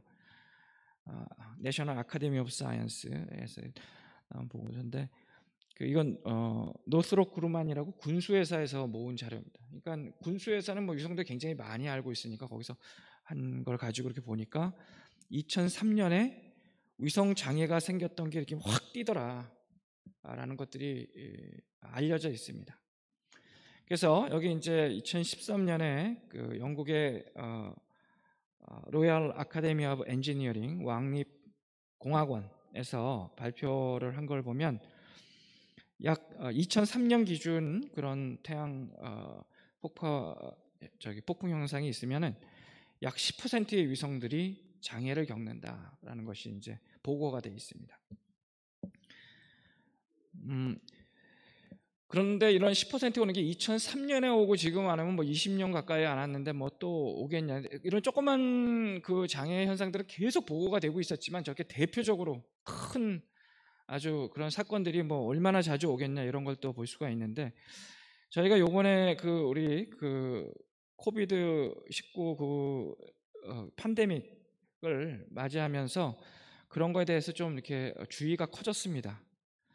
이 팬데믹이랑 스페이스 웨더에서 그런 심했던 이벤트들을 이렇게 두 가지를 비교해 보면 굉장히 유사한 점들이 많습니다. 대표적인 아까 2003년과 같은 사례가 여기 뭐 보면은 맨 왼쪽 그림 중에서 아래로 내려올, 파란 선이 아래로 내려올수록 이제 이게 큰 이벤트인데요. 제일 아래까지 나와 있는 게 1989년. 그 다음에 오른쪽으로 해서 2003년이 그 근처에 있는 것들이 있습니다. 이게 큰 스톰이라고 봤을 때 이렇게 대강 지난 한 50년, 뭐 한 지난 세기 이렇게 보면 한 10번 정도 뭐 오더로 이렇게 일어났습니다. 이제 팬데믹을 보면 팬데믹도 이게 뭐 여러 가지 그런 뭐 독감들, 뭐 돼지 독감부터 시작해갖고 뭐 사스, 메르스, 뭐 그 에볼라까지 해서 지금 코비드 19까지 이렇게 하고 횟수를 보면은 거의 한 10여 회 정도 했습니다. 발생 큰 사건들의 횟수가 굉장히 비슷하다라는 것을 알 수가 있고요. 그래서 이거를 영국에서 보고서 그 재해 보고서를 보면은 자연재해 중에서 X축은 확률, X축은 일어날 확률, 오른쪽으로 갈수록 확률이 커지는 거고, 세로축은 위로 올라갈수록 피해가 큰 겁니다. 근데 이제 2017년에 그 영국에서 보고서를 보면 맨 오른쪽이니까 확률이 제일 높은 자연재해에 맨 위에가 팬데믹이 확률이 제일 높고 또 피해도 제일 위에 있으니까 제일 크고, 이게 예언이 되어 있습니다. 여기서 발생할 확률이 앞으로 향후 5년 동안 발생할 확률이 5%에서 50%다 하는 카테고리에 들어가 있습니다. 2017년이니까 5년 뒤에 터진 거죠. 2년 뒤에 딱 터졌으니까 이게 터진 겁니다. 해가지고 팬데믹 바로 아래에 있는 거, 이게 확률은 비슷한데 피해가 두 번째로 큰 거. 물론 이게 스케일이 뭐 다섯 번째, 네 번째에서 세 번째 위쪽에 있으니까 좀 많이 피해 강도는 많이 틀리지만 그래도 대표적인 그런 자연재해로 나와 있는 것이 스페이스 웨더입니다. 확률이 굉장히 높다. 이게 터진 지 너무 오래됐는데 불안하다. 이런 게 보고되어 있습니다. 그러니까 예언이 되어 있던 것들이 지금 우리 팬데믹을 봤었죠. 그러니까 이거 스페이스 웨더도 그만큼 경계를 해야 된다는 것을 알 수가 있습니다. 이건 이제 2020년에 코로나가 터지고 나서 거기에 나와 있는 보고서인데요. 여기에는 뭐 자연재해뿐만 아니라 형태가 좀 틀려져 가지고 뭐 사회재난, 뭐 이런 환경재난, 뭐 인위적인 거, 뭐 화재나 이런 거 다 포함하고 테러까지 다 집어넣어가지고 한 거고, 여기도 보면은 스페이스 웨더가 여기 빨간 거 19번인데 이거는 향후 5년 동안에 터질 확률이 아니라 내년 1년 동안에 터질 확률이 1%에서 5%다. 굉장히 높게 이렇게 되어 있습니다. 그래서 결코 무시할 만한 그런 게 아니다. 우리가 적은 확률이 아니다라는 걸 알고 있습니다. 이제 국내에서도 뭐 외국에서 이렇게 하고 있는데 국내에서는 어떻게 하고 있냐? 이제 국내에서도 뭐 스페이스 웨더에 대해서 뭐 최근 들어서 많이 얘기를 하고 있지만 아직까지 굉장히 인지도가 떨어져 있고, 그래서 이런 게 자연재난에 이런 게 있구나라는 게 알려진 지가 얼마 안 됐습니다. 이게 이제 작년 보고서인데 아마 스페이스 웨더도 우리나라를 이렇게 걱정을 해야 되지 않냐라는 게 2년 전에 여기에 이 보고서에 포함되기 시작했고, 그래서 작년에 평가가 처음으로 들어가서 이제 이루어졌었는데요. 여기 보면 자연재난이 12가지가 있는데, 그래서 뭐 이런 그 태풍 같은 것도 있고, 뭐 한파, 폭설, 뭐 황사, 뭐 지진, 여러 가지가 있는데 그 중에 우주 재난도 들어가 있습니다. 우주 재난은 여기에 재난으로 집어넣은 근거는 여러분이 어저께 그 발표회도 들으셨고 이제 우주전파센터의 어떤 그런 설립 근거도 되겠지만 전파법에 의한 그런 것들이 들어가 있습니다. 근데 이제 우주 재난이 언급은 되어 있는데 상당히 그 인지도가 약합니다. 그래서 자연적인 거에서 뭐 엘니뇨랑 상관이 있지 않겠냐, 재난이면 뭐 이렇게 그런 부분도 있고 아직까지 이제 좀 객관적인 그런 평가가 약한 편입니다. 이 재난 중에서 보면은 여기 이 X축은 인지도 이런 얼만큼 이 재난으로서 사람들이 인식하고 있냐 대중이라고 했는 그 인지도를 보면 가장 인지도가 낮은 것이 이 우주 재난으로 해가지고 맨 왼쪽에 여기 녹색 중간에 있는 맨 왼쪽에 있는 것이 우주 재난. 물론 발생 가능성은 여기 뭐 이런 화산 폭발이나 이런 건 맨 아래에 있지만 발생 가능성은 그래도 뭐 위쪽에 중간 정도에 위치하고 그래서 외국에서 했던 그런 것보다는 아직 좀 차이가 나는구나라는 걸 알 수가 있고요. 여기 이제 그 관련 전문가들한테 한 어떤 설문조사를 한 거지 과학적인 그런 근거를 갖고 하지 않았기 때문에 이런 좀 그 대중적인 인지도에 의해서 많이 좌우되는 것을 알 수가 있는데 그럼에도 불구하고 우리가 많이 준비해야 된다는 것을 알 수가 있겠습니다. 그래서 지금 국가종합위험도에서는 굉장히 최하위를 해서 평가가 되어 있지만 실제 외국에서 지금 평가하고 있는 것과는 굉장히 차이가 있다는 것을 알 수가 있겠습니다. 예, 그래서 이제 그 LEO 위성들을 제가 많이 강조를 했었는데 이게 뭐 전리권이라고 부르는 그런 큰 범주에 보면 들어가 있지만 그 부분에서 좀 많이 그 안에 자세하게 들여다보면 많이 차이가 납니다. 여기 이거는 세로축은 높이, 고도, 그리고 이제 이 뭐 X축은 밀도입니다. 밀도. 근데 그 중성대기도 있고 전기를 띠고 있는 이온이나 전자, 플라즈마라고 하죠. 플라즈마, 중성대기 다 같이 보면 밀도랑 이런 것들이 굉장히 많이 차이가 난다는 것을 알 수가 있죠. 당연히 이제 위로 올라가면 밀도가 떨어지겠죠. 중성대기 같은 경우에. 근데 플라즈마인 경우는 안 그렇습니다. 그래서 이 높이를 보면 일단은 여기 파란색으로 이렇게 제가 밑에 하늘색으로 해놓은 부분이 우리가 기존에 불렀던 전리층 또는 전리권의 대부분 현상들이 이제 여기서 일어나는 그런 지역이고요. 위에 빨간 선으로 이렇게 표시한 부분이 위성, LEO 위성들이 올라가 있는 그런 대부분의 영역들입니다. 같은 전리권인데 높이 차이가 납니다. 높이 차이가. 그래서 기존에 했던 그런 전리권에 우리가 전통적으로 했던 그런 연구들 이런 것들이 과연 저궤도 위성이라고 거기다 높은 그런 지역에 그대로 적용이 될 수 있는지를 좀 봐야 될 필요가 있습니다. 여기서 이제 이 프로파일의 특징을 보면 전자 밀도가 제일 높은 부분이 여기 이제 F층인데 여기 그 300km보다 낮은 부분 거기에 그 왼쪽에서 이렇게 들어갔다 나온 부분에 보면은 그 일렉트론의 덴시티가 제일 높은 그런 지역을 알 수가 있는데 이게 전리권 안에 있는 영역입니다. 대기 밀도, 중성 대기 밀도는 점점 줄어들어 가지고 위성 고도에까지 올라가면 거의 뭐 전자 밀도 5도로 굉장히 이제 희박해집니다.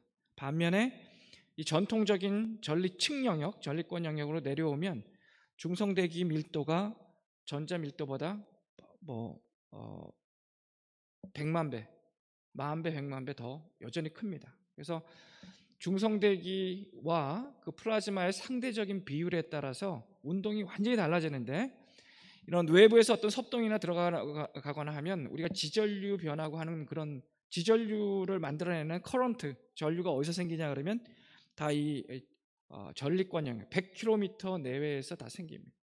그거는 뭐 400km, 500km 위랑은 상관이 없어요.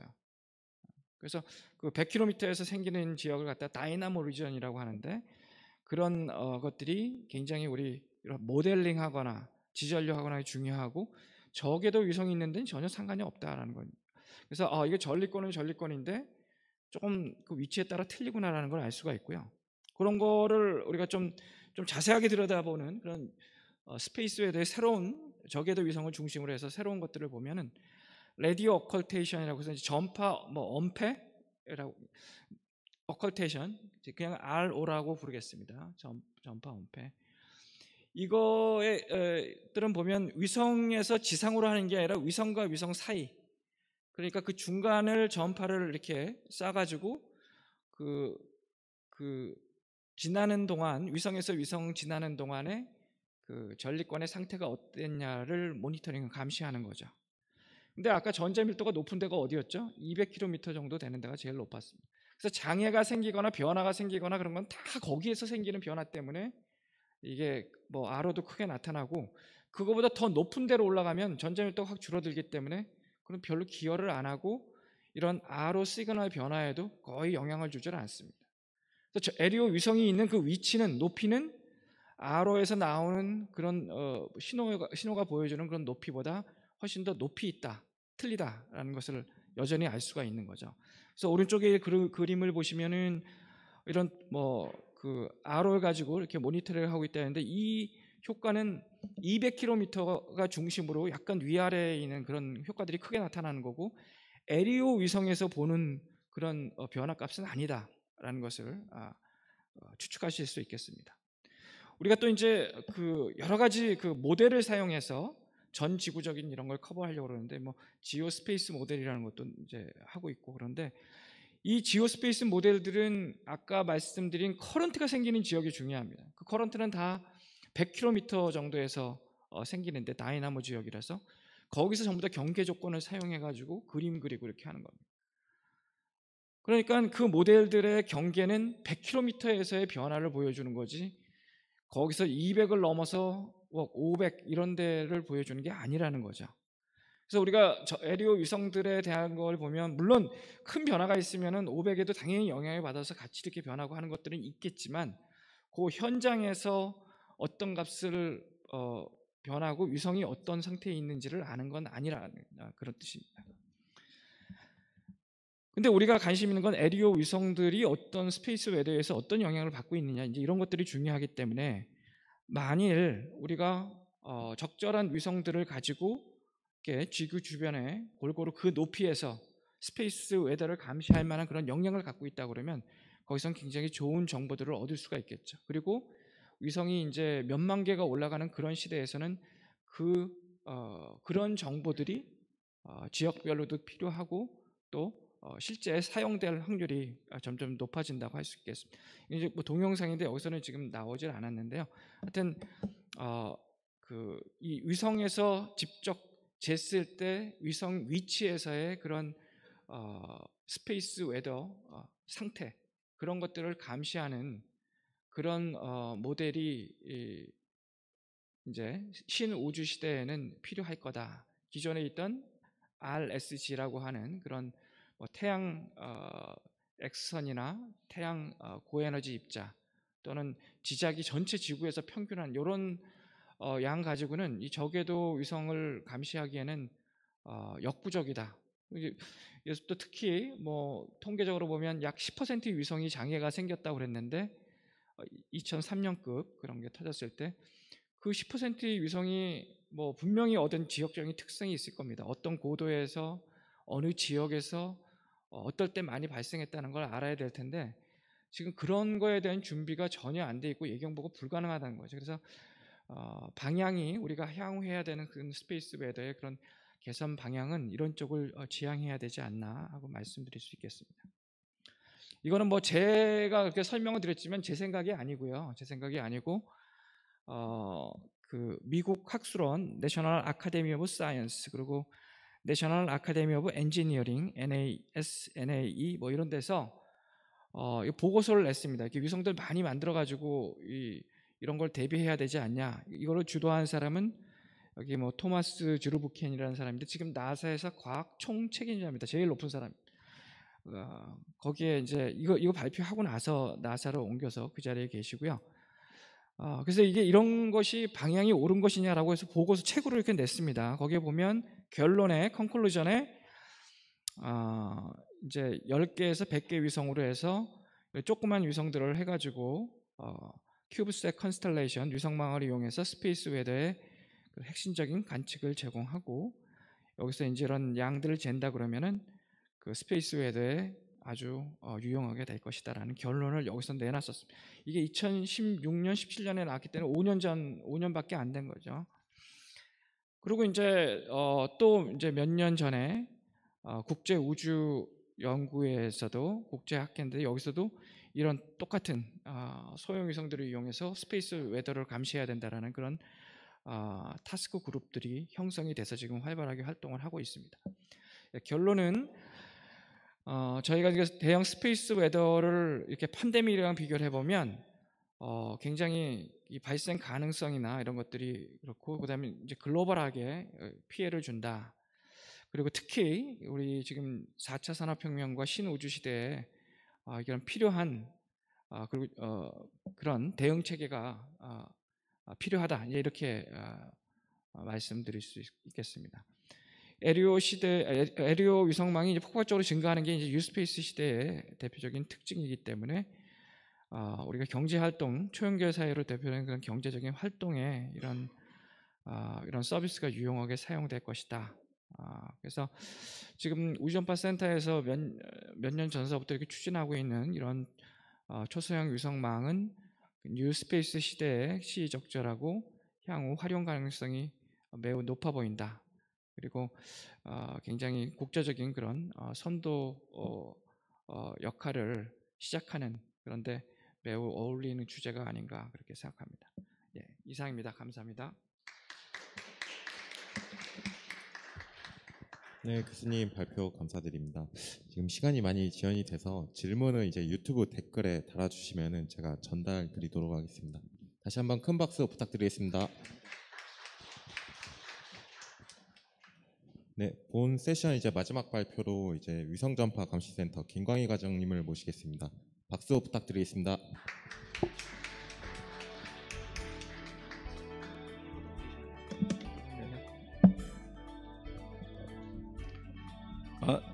안녕하세요. 저는 그 위성전파감시센터에서 위성 전파를 감시하고 있는 부서의 김광희라고 합니다. 일단 그 우주 전파 환경에 갑자기 이제 위성 전파 감시 이런 부분에 대해서 말씀을 드리게 됐는데요.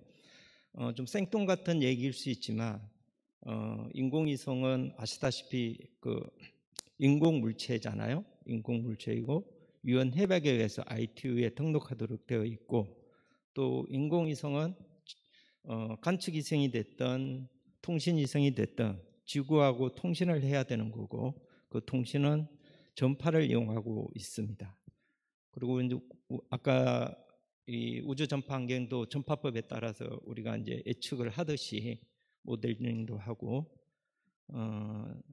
이제 전파 감시는 국가 자원이면서 세계적으로 관리하고 있는 자원입니다. 그래서 ITU에서도 그래서 이제 인공위성을 등록하도록 되어 있는 거고, 전파법에 의해서 전파 감시를 하도록 규정되어 있습니다. 시간이 많이 지났기 때문에 제 내용은 통계 위주로 간략하게 제가 좀 설명을 드리겠습니다.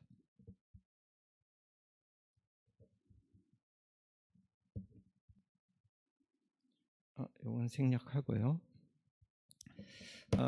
저희 센터에 대해서 잠시 소개를 하게 되면요. 아마 1990년대부터 이제 우리나라도 본격적으로 위성을 개발을 했고, 아리랑 1호부터 우리별 1호부터 시작을 해서 인공위성이 올라갔고, 또 1995년에는 무궁화호 위성이 올라갔습니다. 그래서 또 우리나라도 90년대부터 이렇게 인공위성이 개발이 됐고, 전 세계적으로도 보면 미국, 러시아 중심의 인공위성들이 프랑스라든지 영국, 일본, 또 중국 이렇게 이제 다변화되는 시대였습니다. 그래서 이런 인공위성이 올라가기 때문에 전파 감시하기 위한 목적으로 저희는 이제 2002년도에 개설을 하게 됐고요. 세계적으로는 5번째입니다. 지금 현재 위성 전파 감시 센터를 운영하는 국가는 전 세계적으로 14개 국가가 있고요. 아마 유엔이 등록된 국가가 194개 국가로 알고 있는데, 저는 현재까지 14개 국가가 있고, 이 14개 국가 중에서는 보면 인공위성을 갖고 있는 국가도 있고 임대해서 쓰고 있는 국가도 있습니다. 그래서 이제 저희가 이제 2002년에 8월에 개소를 해서 정지이성 전파 감시 업무를 개소를 했고요. 그로부터 한 14년 후에 비정지이성까지 아까 좀 전에 세션에서 말씀하셨던 저궤도 이성이 주로 이제 비정지이성인데요. 비정지 업무 개소를 2016년 8월부터 지금 감시를 해오고 있습니다. 정지이성 같은 경우는 우리나라가 세계 한 3분의 1 범위에 있는 동경 55도, 이게 아마 인도양에 있는 셰셀 조도 정도 됩니다. 그리고 이제 서경 160도, 하와이성까지인데 이 범위에 있는 정지이성의 대상이 한 170기 정도 있습니다. 그래서 이 170기 중에 국내에 유의미하게 전파가 오는 이런 이성들은 119기입니다. 우리나라 천리안 이성 또는 무궁화 이성 시리즈 포함해서 9개 이성이 111개고요. 그래서 이 119기를 저희가 감시를 하고 있다고 보시면 될 것 같고요. 이런 감시 시설은 지금 현재 2개 시스템을 갖고 있습니다. 그래서 직경 한 13m 정도 안테나고, 저희는 좀 당시에 이제 좀 효율적으로 구축하기 위해서 밴드별로 감시 시설을 갖춘 게 아니고 하나의 안테나에 전 대역을 커버할 수 있도록 이런 시설을 갖추었습니다. 그래서 그래서 현재 감시 1국 같은 경우는 주로 이제 국내 이성, 무궁화 시리즈 이성이나 천리안 시리즈 이성을 주로 감시를 하고 있고요. 감시 2국 같은 경우에는 제가 이제 스케줄을 걸어서 9개 이성 위주로 지금 감시를 하고 있습니다. 이거 이제 아까 세션에서도 말씀드렸던 내용인데, 이성수가 꾸준히 증가하고 있는 걸 저희도 알 수 있는, 이게 이제 제가 감시 대상 수로 보더라도 처음에 이제 제가 02년도 업무를 개시했을 때는 약 77기를 지금 감시를 했고, 12년에는 98기, 또 20년이 지난 올해는 119기를 지금 하고 있습니다. 그래서 03년 대비 지금 60% 이상 증가된 수치를 알 수 있고요. 저희가 요 감시하고 있는 이성수를 지금까지 이제 누적 통계를 따져보니 한 3만 1000기 정도가 됩니다. 그래서 이걸 어떻게 좀 표현을 해볼까 고민해 봤는데, 꼭 그렇지는 않습니다. 현재 무궁화 5 이성이 한 3.4m 정도 높이가 되는데, 이걸 한번 3만 1000기로 쌓아보니 세계에서 제일 높은 에베레스트산 12개 정도를 지금 쌓을 수 있는 이성들에 대해서 감시를 해오고 있었습니다. 비정지 이성 같은 경우에는 보통 이제 우리나라 상공을 통과하는 시간이 10분에서 15분 정도가 소요가 됩니다. 이성의 속도에 따라서 좀 달라지는데요. 이제 한반도 상공을 지나갈 때 저희가 감시를 하게 되고, 지금 현재 저희가 한반도 상공을 통과하는 이성의 숫자는 약 5,800여 기 정도가 되는 걸로 제가 확인을 했고요. 이 중에 이제 실제로 한반도 상공을 통하면서 전파를 쏘는, 또 유의미한 전파를 내려보내는 이성은 670여 기 정도 됩니다. 그래서 이 비정지 이성은 이제 주기적으로 이렇게 돌고 있기 때문에 제가 그 주기에 따라서 지금 감시를 하고 있고요. 지금 현재 비정지 이성을 전파하는 감시 시스템은 4개국을 갖추고 있습니다. 그래서 저희가 이제 감시 3국에서부터 감시 6국이라 표현을 하는데, 감시 3국 같은 경우는 이제 무지향성 안테나로 되어 있고요. 감시 4국은 1GHz 이하의 주로 이제 아마추어 이성들에 대해서 저희가 감시를 하고 있고, 감시 5국은 이성 전 대역을 감시를 하고 있고, 감시 6국 같은 경우에는 L밴드에서 X밴드 대역을 주로 감시를 하고 있습니다.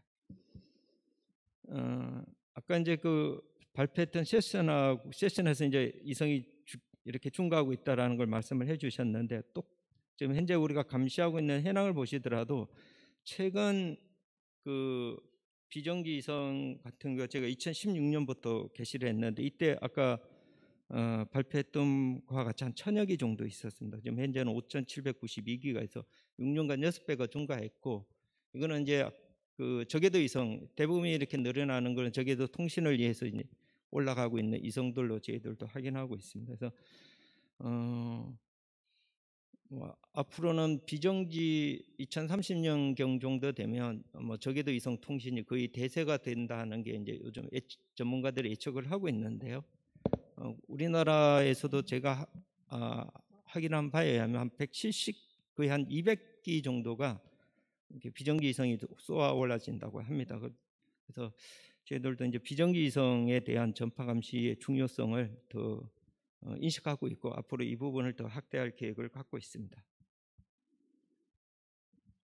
이게 이제 사실 한번 동영상으로 보여드리려고 했는데 생략하도록 하겠습니다. 이 외에도 이제 저희가 아무래도 이성을 운영하고 있는 기관들 대상으로 저희가 이제 전파 보호 활동을 하고 있고요. 중요 통신망 보호 활동은 주로 이제 이성을 직접 감지하는 기관들 대상으로 저희가 하고 있는 활동이라고 보시면 될 것 같고요.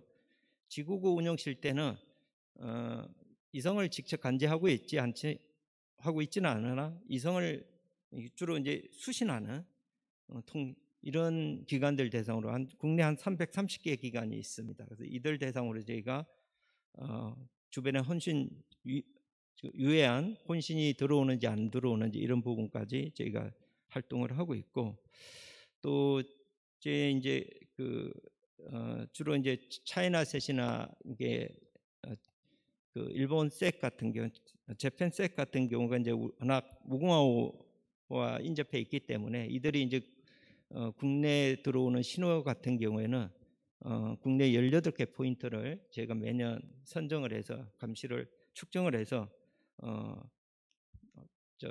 데이터하고 있습니다.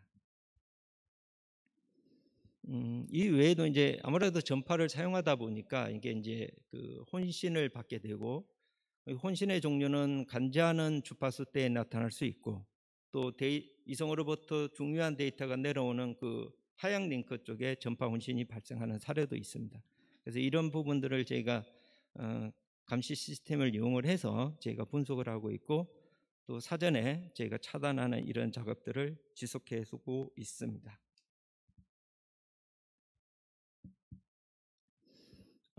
지금까지 이제 저희가 혼신은 지금까지 한 180여 건 저희가 처리를 했고요. 저희가 이제 18년에 이제 본격적으로 혼신은 분석 시스템을 갖췄습니다. 그래서 18년 이후부터는 제가 매년 20건 이상, 그전 시스템을 갖추기 전에는 이제 제가 신고가 들어왔어야 제가 이제 이동 전파 감시 차량을 통해서 혼신을 분석을 하고 제거 작업을 해왔는데, 혼신호 분석 시스템을 갖춤으로써 지금 실시간적으로 저희가 분석을 해서 전파 혼신에 대해서 저희가 제거하는 이런 활동들을 해오고 있습니다. 그래서 이성이 증가하고 있고, 그러다 보니까 전파 혼신도 이렇게 꾸준히 늘어나고 있고, 이거에 대해서 이성 전파 감시 센터에서 분석하고 제거하고 있는 활동을 열심히 해오고 있습니다. 주요 사례 보시면 요거는 이제 나사 이성에 우리 군에서 쓰고 있는 주파수가 영향을 준 사례입니다. 그리고 이제 두 번째 같은 경우는 이제 주로 이제 지금 천리안 EO도 EA 같은 이성도 해당이 되는데, 요거는 이제 주로 무궁화 OA 이성이 주로 이제 우리 군이나 해경에서 주로 통신용으로 많이 쓰고 있는데요. 이쪽에 이제 외국에 있는 지구국들이 지향을 좀 잘못해서 우리나라 5호 이성에 영향을 준 사례입니다. 그래서 이제 간섭이 발생하는 사례였고요. 이 세 번째 사항은 주변에 이제 우리 지구국이 있고, 옆에 이제 주변에 이제 이동통신이 있고, 이 이동통신 신호가 이성 업링크 신호에 이렇게 유입이 돼서 이렇게 간제하는 쪽에 통신에 이제 혼신을 이야기한 이런 사례가 있었습니다. 이런 부분들을 저희가 이제 잘 조사하고 분석해서 제거하고 있는 활동을 하고 있습니다. 또 저희가 이제 이 국가적으로 주요한 위성 관련된 이런 행사 시에도 전파 보호 활동을 하고 있고요. 그 누리호 발사 현장에서도 저희가 이제 발사 전하고 발사 후 이렇게 간대용 주파수 또는 그 위성에서 내려오는 발사체 신호에 대해서 저희가 측정을 해오고 있었습니다. 그리고 이제 그 다누리호 최근에 이제 또 올 8월에 이렇게 다누리호가 발사가 됐었는데요. 지금 현재 다누리호를 관제하는 그 지구국은 여주에 있습니다. 심우주 지구국이라고 항우연에서 설치하고 있는데요. 이게 국내 35m 안테나입니다. 그래서 국내 안테나 중에 가장 큰 안테나가 1970년도에 세워진 금산에 있는 그 우리나라 최초 위성 통신을 하기 위해서 세워진 안테나가 33m입니다. 그래서 이 기록을 깼거든요. 그리고 그래서 이제 그 금산에 있는 33m 안테나 같은 경우는 상징성이 있다 보니까 문화자청에서 국가 등록 문화자로 지금 등록이 되어 있어 관리가 되고 있습니다. 다누리호 같은 경우에는 간제용 주파수가 지금 군에서 사용하고 있는 주파수하고 이렇게 중첩이 되어 있습니다. 이제 그러다 보니까 이제 물론 이제 이 지금 그 심우주 지구국이 위치한 지역에서는 군에서 이 주파수를 사용하고 있지는 않지만 이렇게 가끔 이렇게 전파 훈련 상황이 됐을 때는 이 신호가 유입되는 상황이 있어서 발사 전, 발사 당일 또 발사 후에도 저희가 지속적으로 이 주파수는 지금 모니터링하고 있습니다. 이제 제가 마지막으로 말씀드리려고 하는데요. 뭐 이성이 이제 계속해서 그 지금 올라가는 이성들은 군집 행태로 이루어지고 있습니다. 그래서 이제 이런 감시 체계에 또 저희가 확보하는 차원에서 지금 이제 현재 비정기 전파 감시 시스템을 고도화하는 작업을 갖고 있는데요. 내년까지 이 사업을 진행하려고 합니다. 그래서 이렇게 잘 사업이 되면 저희 목표는 한반도 상공을 통과하는 그 10에서 15분 사이에 적어도 5개 이상은 실시간으로 분석할 수 있는 시스템으로 갖추려고 하고 있습니다. 저희도 하여튼 그 이성 저궤도 통신 시대를 맞이해서 저희도 이제 정지 및 비정지 이성에 대한 전파 감시를 열심히 함으로써 국내 전파 자원을 보호하고 또 이런 혼신이 발생했을 때 제가 차단하는 이런 노력들을 지속적으로 해 나가겠다는 말씀을 이 자리에서 한번 말씀을 드리겠습니다. 이상입니다.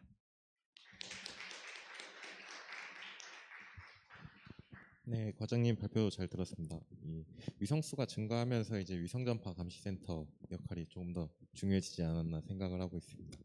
그래서 지금 시간이 이제 많이 지연이 돼서 유튜브 댓글이나 또는 이제 식사하시면서 좀 담소를 좀 나누시면 더 좋을 것 같습니다. 네, 다시 한번 박수 한번 부탁드리겠습니다.